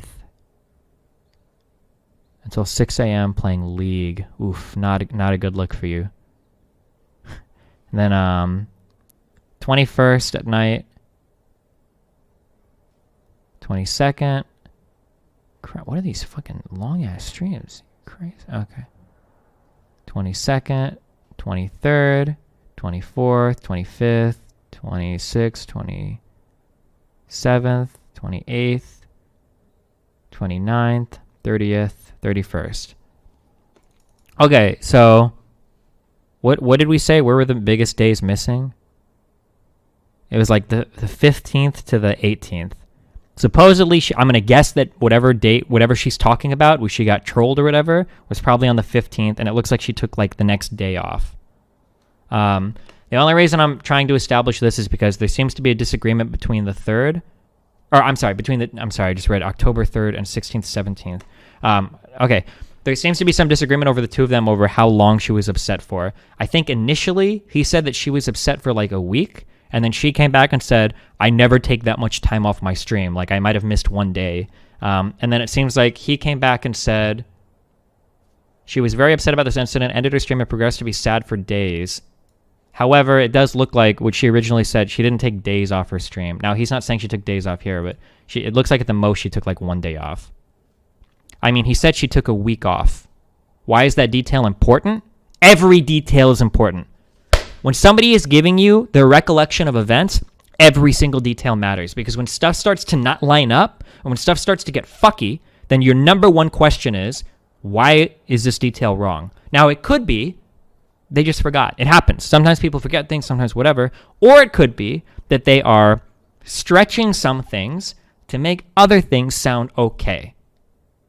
Every detail is really important. Now, that's not to say that whenever you go through these things, every fucking detail is going to line up perfectly. It is possible that he might have just forgotten something. He might have messed something up. He might have just forgotten something in his head. But the problem is that, where did he originally say a week off? Does anybody have that?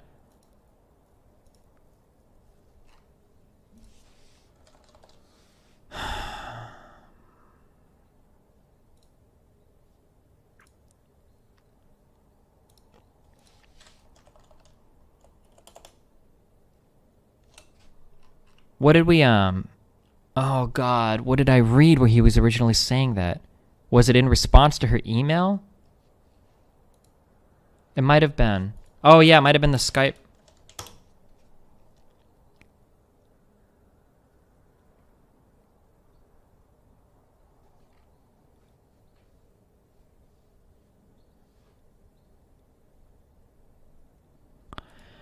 In any case, if it was such a bad experience for you, you could have just told me and I would have apologized to you. But that you were saying I made your US trip a very negative experience and that's part of the reason you didn't want to stay in Method is messed up. Blank literally made you cry and you didn't stream because of that incident for a week, in which time both Blank and I were being friends to you, spending time with you and cheering you up. So this is grossly exaggerated. Like, this is insanely exaggerated. So it looks like she took 1 day off streaming. And in his head, he's making it sound like you were so mad you took a whole week off. Now, I can't know why somebody would change that or why this would happen. We can make guesses. Maybe he's trying to exaggerate how sad she was to take pressure off himself. Maybe he's trying to make her think that she was sad about something different. He could be gaslighting her. He could be, he could just legitimately be misremembering. It's possible. It's hard to know exactly, obviously, but like, okay. But it's just nice to have like, if one side of the story is consistently getting some details wrong and another side of the story is like consistently like being pretty on with their timelines and everything. And like, to be fair, like, Annie posted like a lot of like pretty damning screenshots. Like, it doesn't seem like she has much to hide. However, we're still going through his response. It could be that he has stuff in response that like,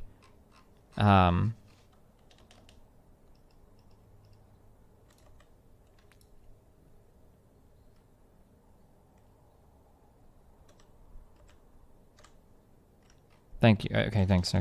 Yeah, okay, sorry. Okay. But, okay.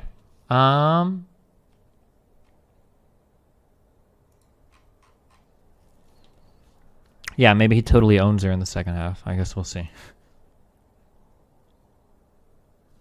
I wasn't able to figure out a reason for why she was constantly asking for hugs besides being interested in me.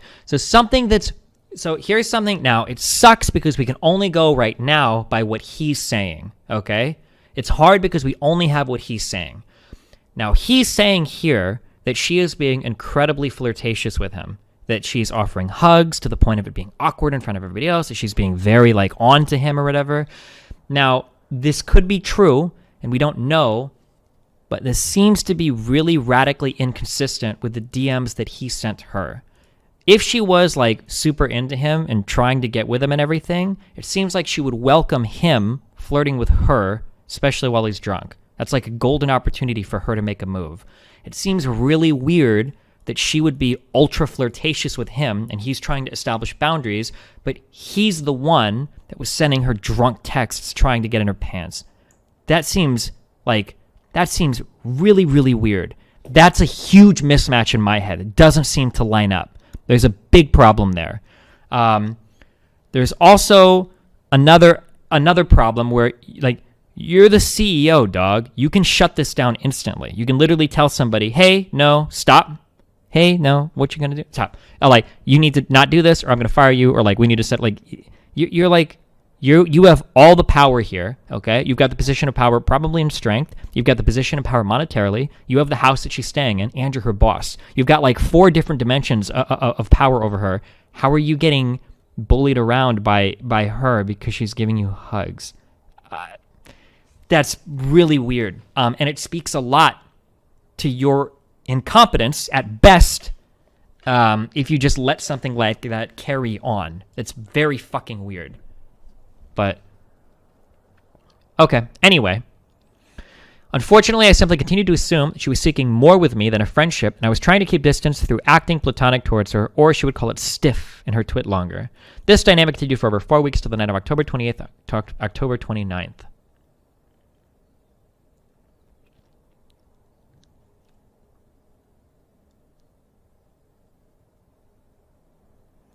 Before I describe from my perspective what happened said night, I want to provide more context about the emotional state I was in. Uh-oh. I am a very private person, and I have only shared some of the following with few people. I feel embarrassed sharing this, but after talking with my girlfriend about everything, she believes it's important to mention. Exactly 1 year before this, I had a trip together with Sko and Jari to LA, also with the intention to bridge the gap between TwitchCon and BlizzCon. Someone else... Exactly 1 year before this, I had a trip together with Show and Jared to LA. Was there a TwitchCon in 2015? There might have been. I've been to every one. I just don't remember. Oh, it was. The first convention was held in 2015. Okay. Damn. So there's been like 5 now? 4 now? Someone else was supposed to join us for the entire trip, but they canceled, so mostly it was just us 3. Overall, we created some great memories from this trip. However, staying together with Sko and Jari, a new couple at the time, was difficult, so I was already going through a phase of feeling virtually no self-worth and extreme loneliness. Normally, I dedicated all my free time to my work, and I had no real friends, which is why I was always excited for events and excited for this trip with Sko and Jari. I was trying to mask my emotional state as much as possible, but some days I would stay in bed all day to cry. I was embarrassed by this and tried to hide when I was crying from Sko and Jari.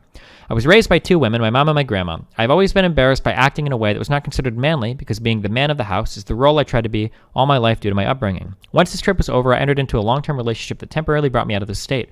Fortunately, at the end of June 2016, I found out that the person I was dating was cheating on me. I took it badly, and for a short time, I fell back into the previously mentioned state of loneliness and no self-worth. I tried to distract myself through work and upcoming trips to Gamescom in August 2016, and this TwitchCon/BlizzCon trip from end of September to start of November 2016. I was hoping that Sko and Jari would join us for the latter, but it ended up being only Annie, the other housemate, and Hai for the vast majority of the time. I would say that, like, if you're in that state of mind, what the fuck are you doing? Like, why would you set yourself up like this? Like, even if we assume everything here is true, why would, like, if I was like ultra super fucking fucked in the head and depressed and upset, like, would I ask like a cute girl that I have a crush on to come with me to, like, this is like a recipe for disaster. How are you so fucking stupid? The problem is that even if we say fuck Annie, all of her shit is just a lie, and we assume that everything he's saying is true, his judgment is so compromised and his decision making is so bad. Somebody could tell me almost anything about him and I'd probably believe it. Like, oh yeah, like he was so depressed that when he was in his hotel room, you know, sometimes he would sacrifice black cats to satanic rituals. Like, yeah, I mean, his decision making is really fucked. I could see it. Like, why? There are so many bad ideas all rolled. If you're honest to God, like in this kind of emotional state, you probably shouldn't be planning trips with employees and sharing rooms. Like, but Devil's advocate, what if he's so depressed that he's got nothing to lose anymore and goes all in on a tangent? Well, he does have something to lose, as we're quickly seeing with the company Method fucking careening off a cliff. But I don't know, lonely people want to not be lonely? Yeah, sometimes that's why 35-year-olds, like try to abduct 14-year-olds. Why do you think that's an excuse? What the fuck? Like, oh, well, I really didn't want to be lonely, so I thought I would, try to sexually pressure my employee who's staying here and has nowhere else to go because, I'm sad. Okay. Anyway. Annie might not have seen it as a big deal, but us not going out of the house at all, not even on weekends for activities as we discussed we would do before the trip, was taking a toll on my mental state. In the beginning, the other housemates wanted to primarily engage with Annie in her chat while she was streaming for most of the day, so this left me alone to find something to do. Because I was embarrassed about my feelings, I did not tell Annie or a housemate about how I felt, but instead I reached out to anyone I even remotely contact. Wait, what are you doing, dude? Wait, why do you... Okay, remember what I said earlier? Sometimes the things that people say give more insight in their mind. The fact that he thought that this was a good defense of his actions is pretty funny. Why would you bring somebody here? Was she the paid entertainment? Annie, please, we have to go out. I'm so lonely. I know I'm your boss, but please, I gotta get out of the house. Why the fuck is this person responsible? One, for your fucking mental state, and two, for the activities that you go on the weekend. What the fuck is wrong with you? Jesus Christ. No offense, but isn't she a fucking WoW streamer? If this is the person that you're relying on for fucking outdoor entertainment, you've got so many more problems than you even realize. Holy shit. Okay. I ended up meeting some people and went on a few dates. I started to feel better and I was excited for an upcoming night because I was going on a date with someone I really liked from my interactions with her prior to this date. We had fun on the date, but unfortunately she told me she was not looking for a relationship. I was at the time looking for a long-term relationship, and even though she was very nice about it, the rejection made me spiral once again to feelings of loneliness and no self-worth. This leads to the night. The night. October 28th, 29th. I went out with the housemate that night, and I believe around 3 a.m. at night we returned to the Airbnb. I remember going to the bathroom and then heading straight to bed and sending a drunk tweet on my public feed about why everything closes at 2 a.m. in California. I also reached out to several people to just talk, but everyone seemed to be asleep. This is when I sent a Twitter DM to Annie, saying that I used the brown bath towel, but every other towel is clean. This tweet included a heart emote. I don't believe I had any intentions of that DM, other than to simply talk with someone. To my surprise, she was awake and answered, "You must be drunk. You can't be this nice to me." Up to this point, after over 4 weeks, I had been very platonic with Annie, and I did not reciprocate what I saw as flirting from her side, through her constantly asking for hugs and giving me over-the-top compliments. After Annie asked why I sent her a heart emote, I responded, "Because I like you." I acknowledged this was inappropriate for me to say, given our work relationship, and I once again apologized to Annie for sending that DM and putting her into this position. In my mind, this was me finally reciprocating her advances of 4 weeks in a moment of vulnerability. Eventually, she responded that she didn't see me that way. I remember being confused, and I ended up doing a terrible job dealing with the situation. Eventually, I pivoted the conversation to something that happened between Annie and the other housemate earlier in the trip. Both of them were drinking a lot during one of Annie's streams, and a rather weird scene transpired in front of me after the stream ended. The best I can explain is that it seemed quite similar to a mild version of sibling wrestling. Annie would ask the other housemate for massages quite often during the trip, and they had a prior friendship, so at the time I didn't think much of them being physical with each other in a non-sexual way. I felt uncomfortable with the situation regardless, and I was thinking they are both drunk, so they may do something they will later regret. So I more or less dragged the drunk housemate out of Annie's room to go out together with him. To be clear, the housemate did not touch her intimately, and I stated that to Annie in DMs. Frankly, this was just a topic I hastily decided to pivot to in my state to ease the tension. Obviously, there were a million better topics, and I'm not proud of making intimations that could have been understood in a wrong way. The other housemate from this trip is reading this. I'm sorry. Okay. He pivoted to the other person because he was trying to get her to fuck off from talking to her friend because he wanted her. That is such a crystal clear explanation. It's so simple. It makes so much sense. It explains all of the other actions. It's consistent with him telling her, I don't like it when girls turn me down, right? It totally... This, I was just trying to think of another topic. That's dude, can I please fuck you in the pussy? And they're like, no, I'm not really into it. Oh, okay. How do you feel about anal sex? Oh shit, I was just trying to think of something not related at all. What do you mean? This is directly in line with you going for it. What are you talking about? What a stupid fucking pivot.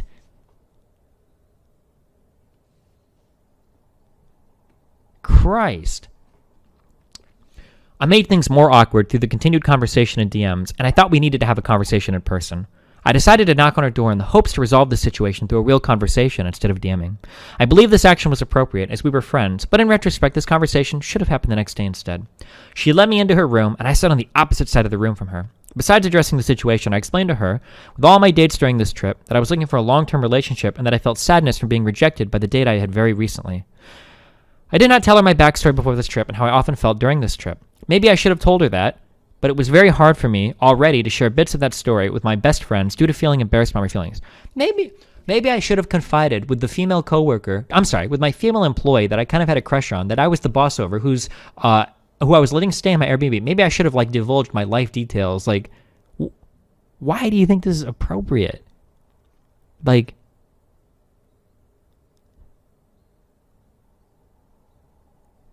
Jesus. We talked for, I believe, around 20 minutes, and eventually I said to her I'm heading to bed. She gave me a hug, and I went to bed, my bed, to sleep. It was the next day, I believe, that Sko and Jari arrived at the Airbnb to spend the last days of LA with us before we would head off to BlizzCon in Anaheim. Because we only had 2 bedrooms in the Airbnb, we agreed that I give my small bedroom to Sko and Jari. Only the 2 bedrooms had air conditioning, and Sko/Jari's bedroom was too small for an air mattress, so I asked if I could put an air mattress in Annie's master bedroom, and she agreed. Eventually, all 5 of us, Annie, Sko, Jari, and I, headed towards BlizzCon. I remember some friendly encounters with Annie during BlizzCon, but retrospectively, I regret not double-checking with her in regards to how she felt about the DMs. From our encounters and conversations following the DMs, I was under the impression things were okay between us. Fast forward to April 24th, 2017. Annie's contract with Method was expiring. We were negotiating with Annie and her agent about renewing with Method. We had a call with Annie and her agent, and I recall her stating that she was keen on re-signing with Method. The following week, her agent and I went back and forth on contract negotiations. A week later, on May 1st, as shown by Annie's screenshot of the emails below, she emailed, among other things, to my business partner, Sko, the following. Email excerpts between Annie and Sko from May 1st.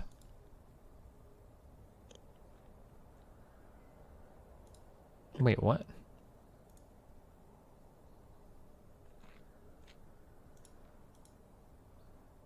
What is this picture? Okay.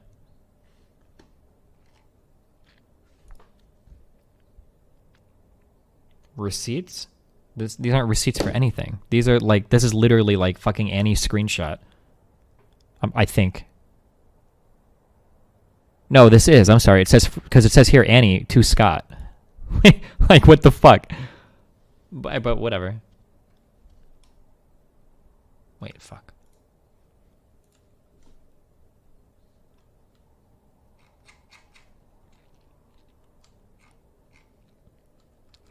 Sko asked me if something had happened to Annie in the US. At first, I thought this was about the situation with her guildmate, because this is the only thing she was visibly very upset about. Caused her to cry on stream, and as described before, the other housemate and I spent a lot of time together with Annie right after this incident to support her. The guildmate in question was also Annie's agent, who we were actively negotiating Annie's contract with. I remember believing that this was something between her and her agent. Looking back, I was probably in denial for thinking this was not about the DMs. Email excerpts between Annie and Sko from May 14th and 15th. Oh, and then these are the others that Annie posted.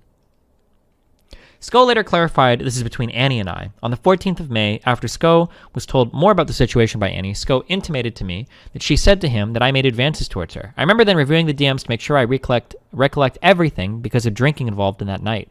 After reviewing the DMs and confirming my recollection of how things transpired, I decided to send her the message below on Skype with the intention to apologize to her for the DMs, hearing her side of things and expressing to her my side.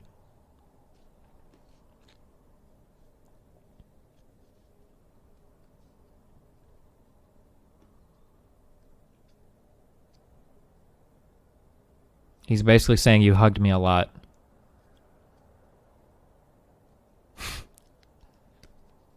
Damn, dude, these hugs are really something else, huh?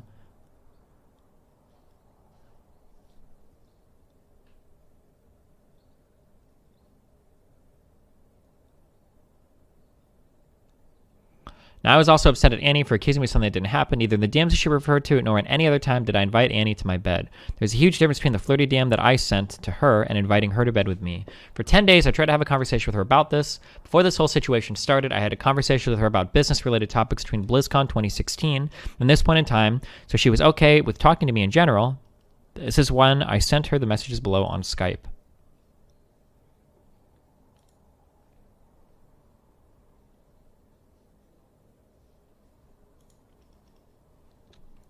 She again implies here what she already told Sko and I in our first call in April. She was considering to stay with Method. This, together with saying what happened in the past, gave me the impression that she wants to resolve the situation. I believed at the time she was unintentionally accusing me, but I sent her messages of I inviting her to my bed, which is untrue, and she just thinks that's what I said in the DMs. The Skype texts continue.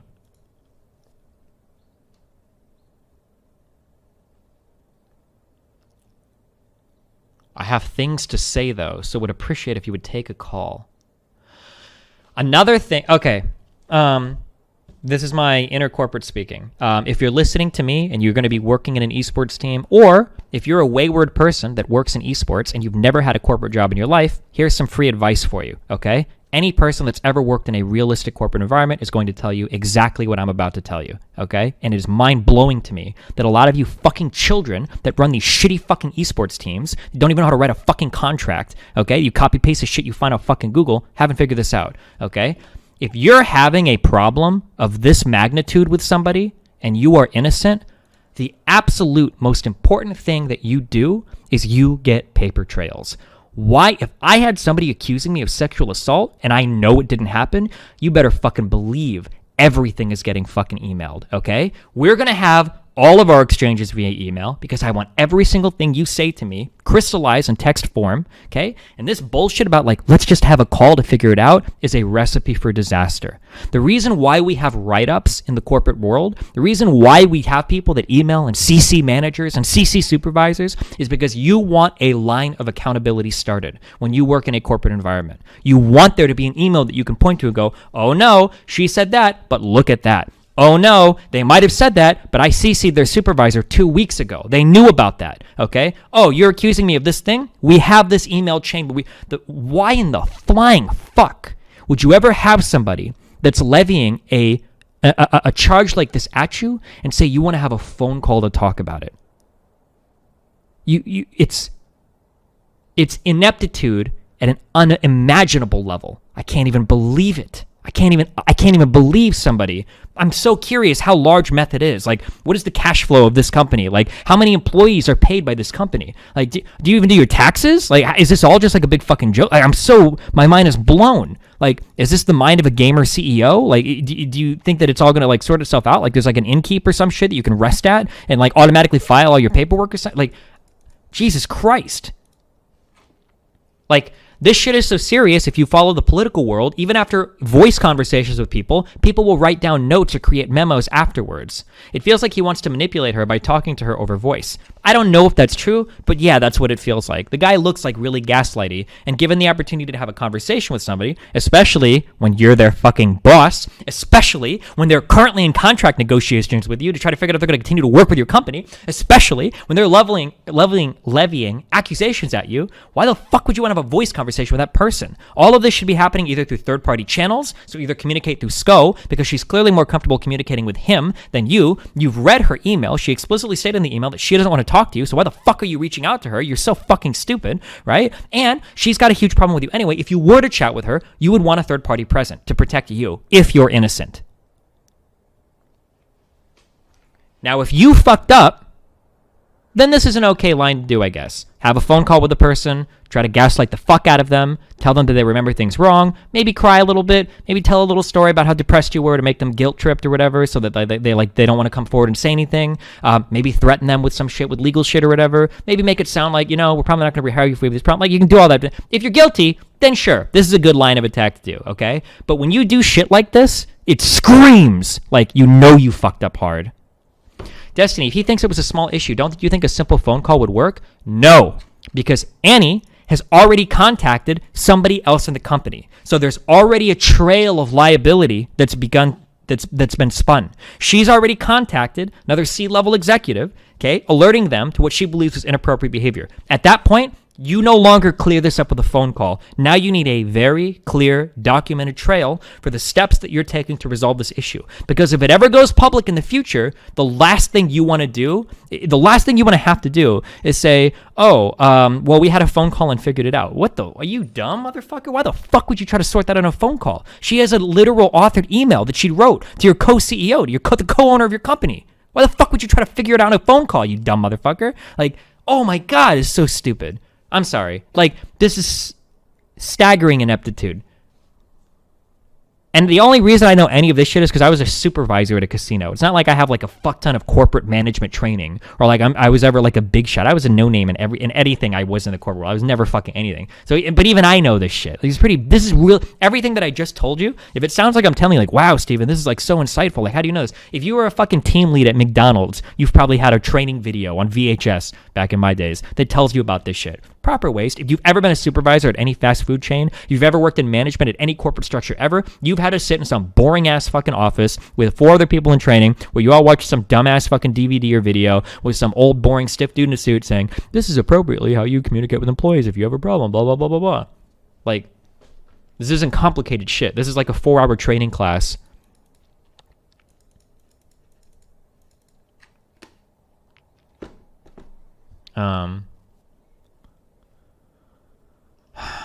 Okay. What now transpired is something Annie only briefly addressed in her post, but played a significant role in everything from here. Screenshot from Annie's statement for context by the next paragraph. Even though I kept my mouth shut for 6 months, apparently I'm now also spreading things to random people in the industry. I only mentioned it to a friend that I trusted months prior to this discussion, and at this point, the only new person was Sko. So one criticism here is if you tell one person, everybody will know, okay? That's just how it goes. You tell a close friend, they're going to tell their fiance because it's my fiance. I tell them everything. They're going to tell a close friend or two because they think they're not related to the industry. Those people might share it a little, like, shit gets out of the way, like, all the time.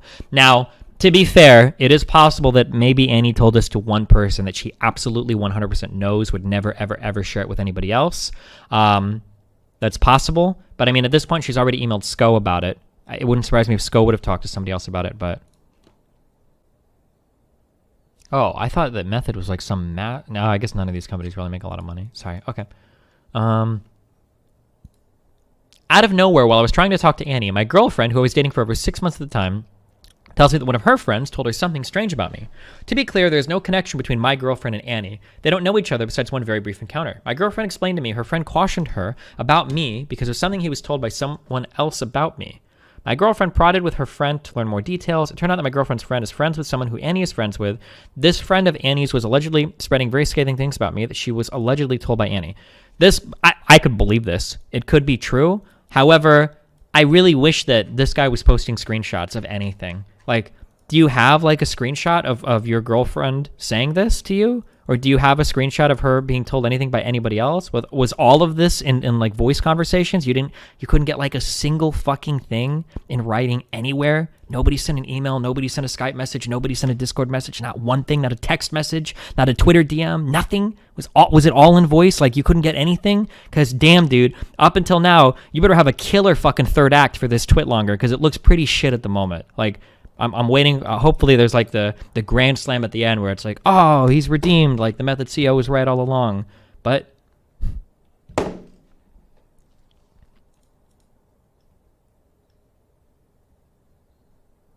yeah, I don't even think he posted an original screenshot in this twit longer. I think everything came from Annie's. It was clear in my mind that even if my girlfriend was told of the situation through friends of friends, Annie was likely spreading her false accusation that I invited her to my bed. I want to repeat again that this is not true. I did not do that. If this happened, it sounds like a conversation between two people, so no one can ever probably verify that except for her. I want to give 2 quick pieces of advice on lying and on catching people in lies. Actually, just on catching people in lies. This is very Machiavellian, so if this makes you uncomfortable, that's fine. This is 2 parts of the same coin. If you know that somebody is telling a lie, it's better on you to not reveal that to the last possible moment. Because if you know that somebody is lying about a certain thing, but they don't know that you know that, then you're giving them the opportunity to tell more lies. Knowing that, or they know at least that they're safe in doing it, or they think so, right? So for instance, let's say somebody said, oh, last night I went out to Johnny's when he was really at Bethany's, right? And you're like, oh, cool. But you know that's not true. You know that he was at Bethany's. You know that he's lying about that, right?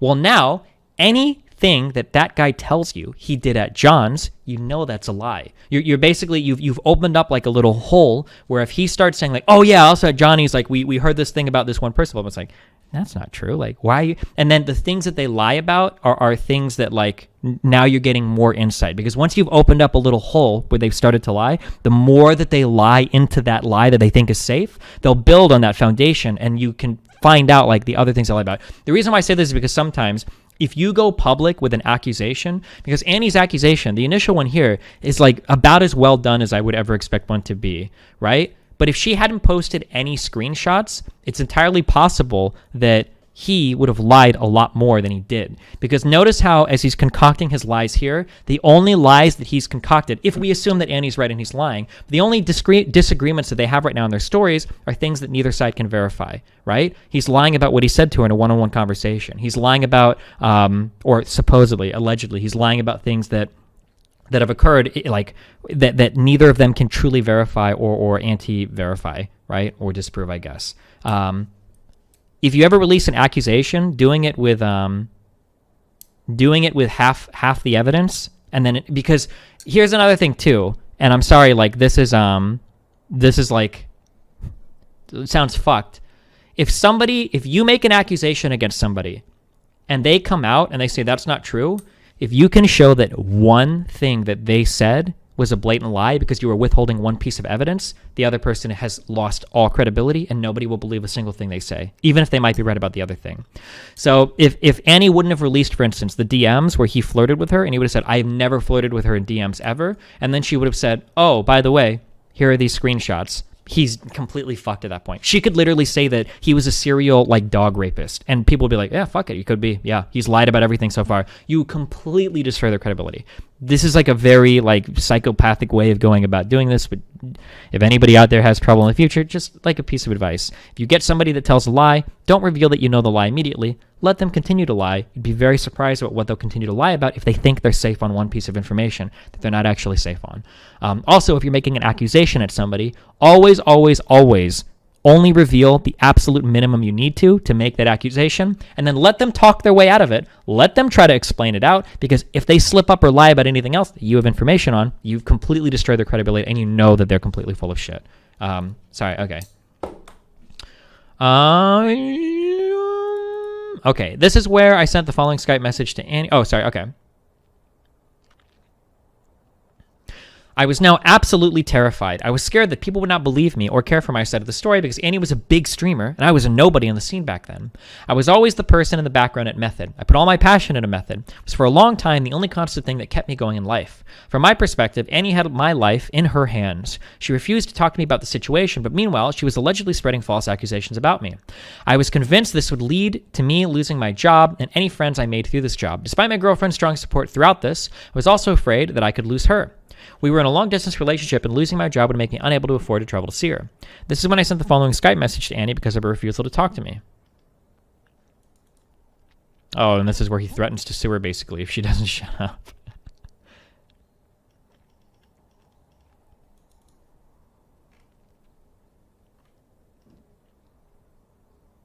How old? I'm super curious. How old is this Sasha guy?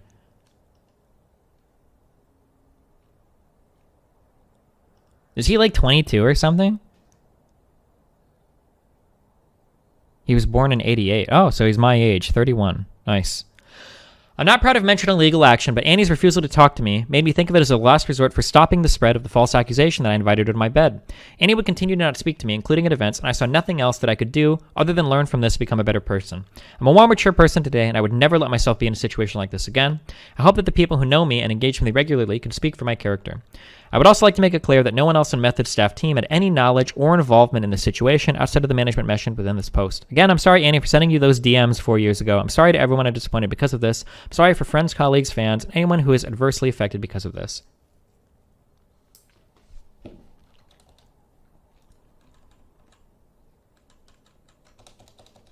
Was the advice on how to lie basically you have to... Oh, never mind. It's curious how he completely ignores the other accusation. Yeah, I don't know. Doesn't 4 years ago sound dismissive? Well, yeah, he's trying to make it sound like, He's trying to make it sound like, oh, like, sorry I sent you bad DMs. Like, that's all he did, right? Destiny, how about some advice for dating newbies on what is okay and not okay to suggest in an interaction? Wait, what do you, like, what kind of interaction? What do you mean? Do you have any sympathy for people who get lawyers involved in situations like this from a streamer's perspective? I mean, if you want to get lawyers involved, you can.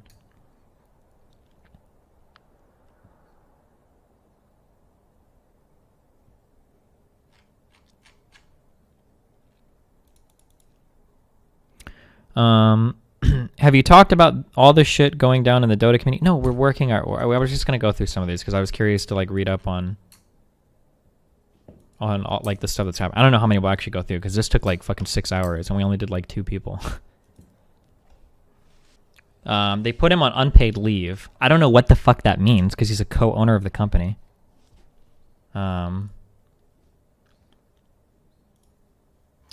If you want to call, I got a couple. Oh, sure. I'm in Discord.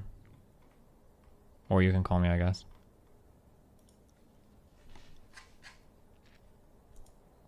Are there any more method to go through? May as well knock them all out.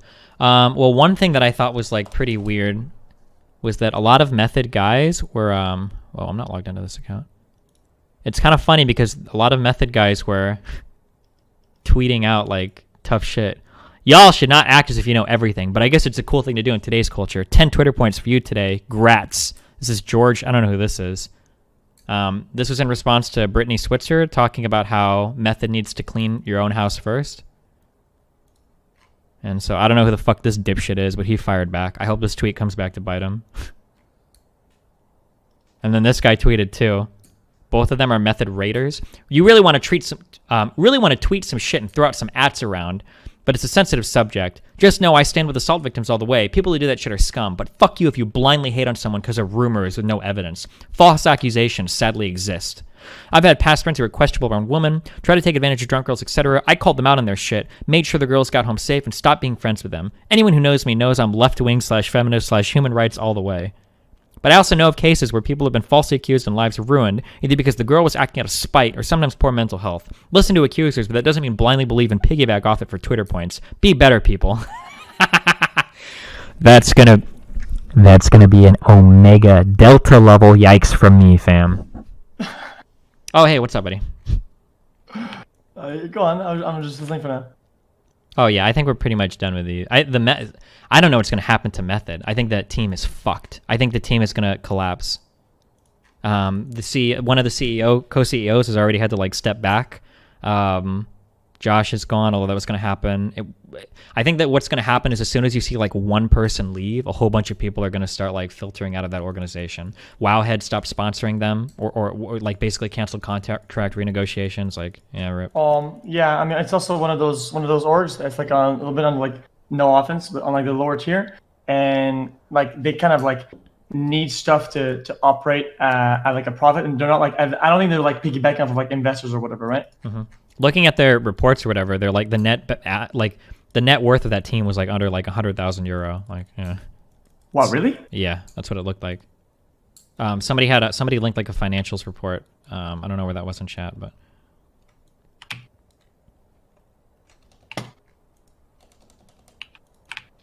Oh yeah, this website, this companycheck.uk. Method Gaming Limited Credit Report. Supposedly the net worth of the company in 2019 was 771 quid. So maybe around like, is this like 110k USD? I don't know.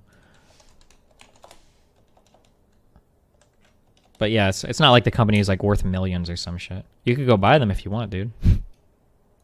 Yeah. Yeah. You could rebrand to like the Not Rapist team or something. I don't know. I'm sorry. What okay, what were your questions? What do you got? Okay, hold on. I saw. Oh yeah, no problem.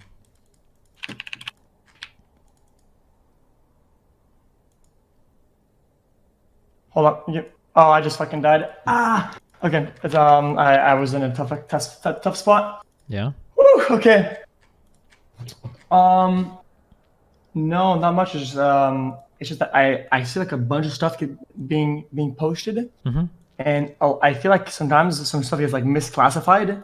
Yeah. I'm like, oh, that's okay, and that's really not okay. And sometimes it's kind of like they kind of once there's one thing bad, I'll see a lot of like things that aren't that bad like lumped in, and then it kind of like gives like credibility. So sometimes like I'm kind of lost. No, I agree with you 100%. That's why I wanted to go over a few of these, because some of these like accusations have like so like with Josh, there's a pattern of abusive behavior. There's multiple credible allegations, and then there's like a decent amount of corroborating evidence. Or like against Sascha too, you've got like 2 pretty big accusations now. So and like everything that's being accused is like pretty bad behavior. But are you familiar with Ryan? Is it Ryan Morrison, the video game attorney guy? Yeah. There was a big accusation against him, and I remember thinking, I think like 4 out of 5 of the accusations were just bullshit. Like the first one was like, he told us to pretend to like things to get clients. That's fun. Okay, I don't want to be. Yeah, it's like really stupid. Like everybody, this is like standard practice. This is standard industry practice. Or he said that he was like he told me not to tweet about politics even though he did. Well, like yeah, like he owns the business. Like it was a lot of really dumb shit. Yeah, I saw that too, and it kind of made me like and it's why sometimes like I kind of wish like they didn't lump some of those in, because then if it's really like a non-issue, then it might take away credibility. Yeah, for sure. In my opinion. Mm-hmm. Because then it looks like you're just trying to like stack up. Yeah, it looks like you're trying to lay like 6 or 7 big accusations, when in reality you should focus on 1 or 2. But it feels like you feel like that's not enough, so you're kind of stacking more shit on to make it credible. Yeah, it's kind of like, oh, he did that, invited me to his bed in like a weird way, and then he didn't feed the cat for 2 days straight. So I'm like, okay, sure, man. Like, I don't know. But yeah. So it's just that you were talking earlier, and I was trying to like yeah, but apparently you went into the VOD and did it, where you went into the things that are fine and that are not fine.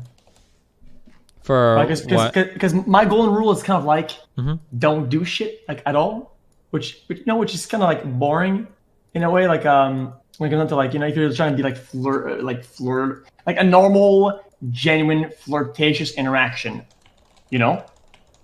like I feel like I don't want to be weird. So the way I do it is kind of like, okay, well, almost like do nothing, right? Then you're kind of like sure that nothing's gonna go wrong, right? I understand what you're saying. I feel like if you have like a pretty good, understanding of what people, I'm trying to think. It has to be like more specific, like. So the concept that I explain is like there's 2 ways to look at things. So one, you've got this thing called informed consent, meaning does a person understand the full ramifications of their actions? They say yes or no.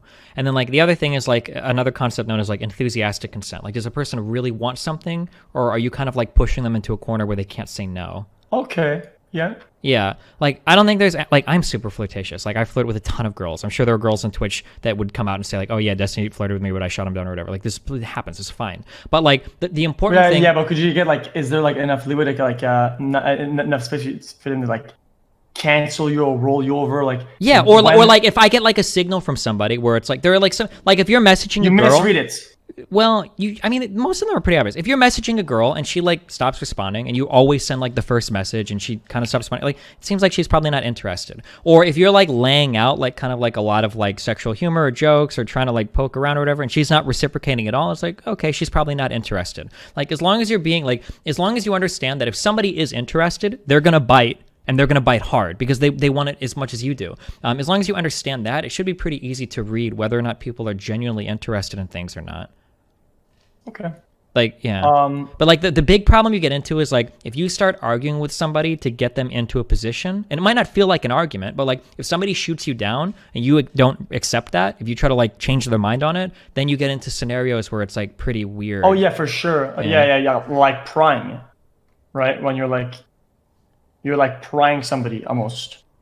That's definitely wrong. Yeah. Or if you're calling them out on like if somebody's like oh like I don't know, like I don't want to do this because of whatever, and you're like, no, that's not true. I know that you're like, for instance, you say you don't want to fuck me, I know that you did like 3 weeks ago. I was like, okay, well, if they did say that and you know they're lying, they're probably just reaching for an excuse because they just don't want to. Like sometimes girls do that. Like I've had people talk to me, but they give me an excuse, and I know that excuse is bullshit, right? It'll be like 9:30, like, oh, I'm going to bed, and I'll see them like logged into some game or whatever later. It's like, okay, they just weren't interested, but like that's fine. You just leave it alone. Like I'm not going to sit there and try to fucking debate somebody out of like why they're not, accepting my advances. Like you just accept that they're not interested, and you move on. You go on to the next person. Yeah. Okay. Mm-hmm. Yeah. I mean, all that makes a lot of sense. I just feel like, okay, then it's completely different when it comes down to like workplace and work dynamics and power superiority and like networking stuff. Then all these things become, most of the things that are gray or sort of white in that sense become completely in the black part if it's in the workplace or something like that, right?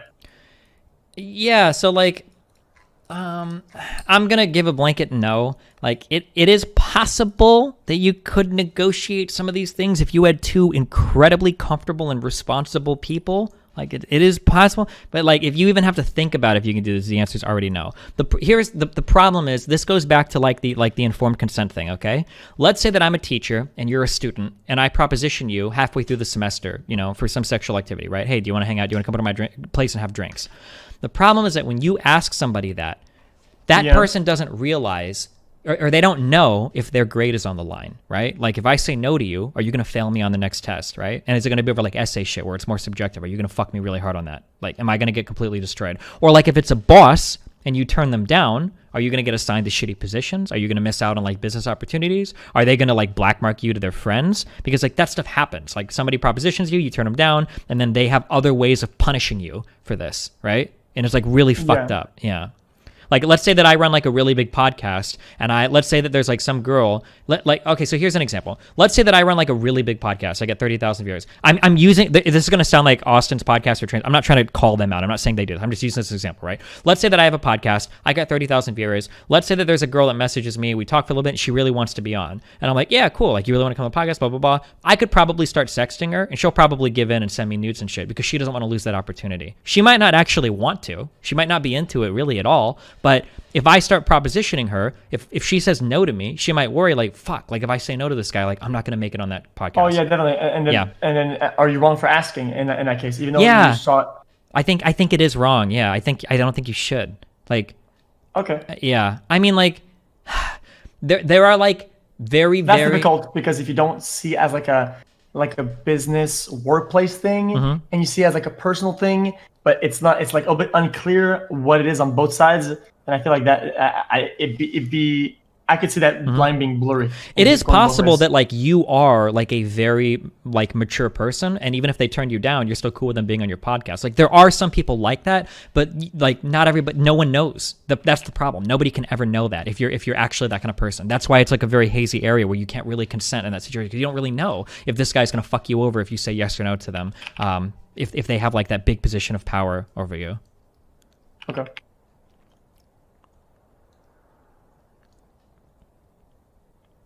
Oh yeah, that makes a lot of sense. Yeah. Like I mean, like there are always exceptions to these things where things can be worked out, but like in general, it's best to just like stay away. Yeah, it's better to just like stay when it away. comes down to work-related stuff and position of power and whatnot. Just steer completely clear of it. Yeah. And you're also, what a lot of people don't realize is that by acting in more like righteous ways, you also protect yourself. You also protect yourself from future fuckery as well. Let's say, for instance, let's say that a girl and me are flirting or whatever, and I've got like a big podcast or whatever, and I'm thinking about having her on, and then let's say that things just like don't work out between us. We have like different kinks or some stupid shit. I don't know. We start sexting, we stop, or I say no, or she says no, or something, right? Well, let's say that something genuinely comes up now, and I don't want her on the podcast. Let's say that she starts tweeting out, I actually love Adolf Hitler. He was a super inspiring guy, and I'm like, okay, I can't have you on my podcast.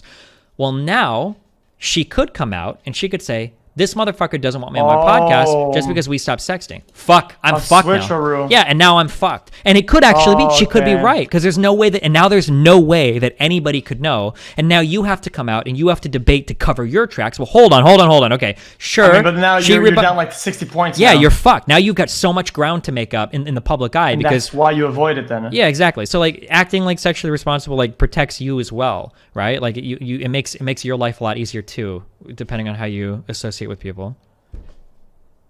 Yeah, I think now all this is making sense now. Mm-hmm. Okay, that's why you would steer clear. And if you yeah. Yeah, generally, yeah. Now again, there are exceptions. Maybe you're friends with this person for 10 years or some shit, and you guys have like some like there could be like very niche. I don't want to say like every single time, but like as a blanket rule, if you even have to stop and think about this, you should just not do it. It's just a bad idea.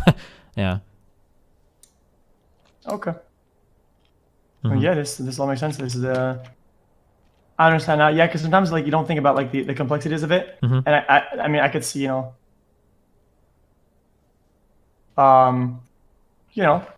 somebody foolishly like going to this and getting rolled and just Yeah, even if they didn't technically do anything like super wrong or Wrong. predatory, yeah, they could still like inadvertently get caught in something where now they fucked themselves because they didn't cover themselves.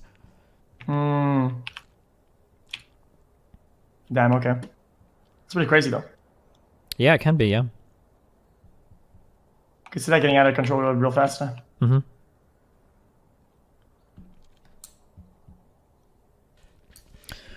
Okay. Any other questions? No. Yeah, I'm just like chilling. I'm in this like fucking like Reddit thing. I was just like chilling and talking. I just want to like tag along and ask something if I would feel like I had a question about something. Yeah, no Okay problem. with that? Yeah, that's cool. I'm gonna. Okay. Yeah, I'm just gonna be silent for now. Sure thing. Making all kinds of crazy jokes on this show. Does it?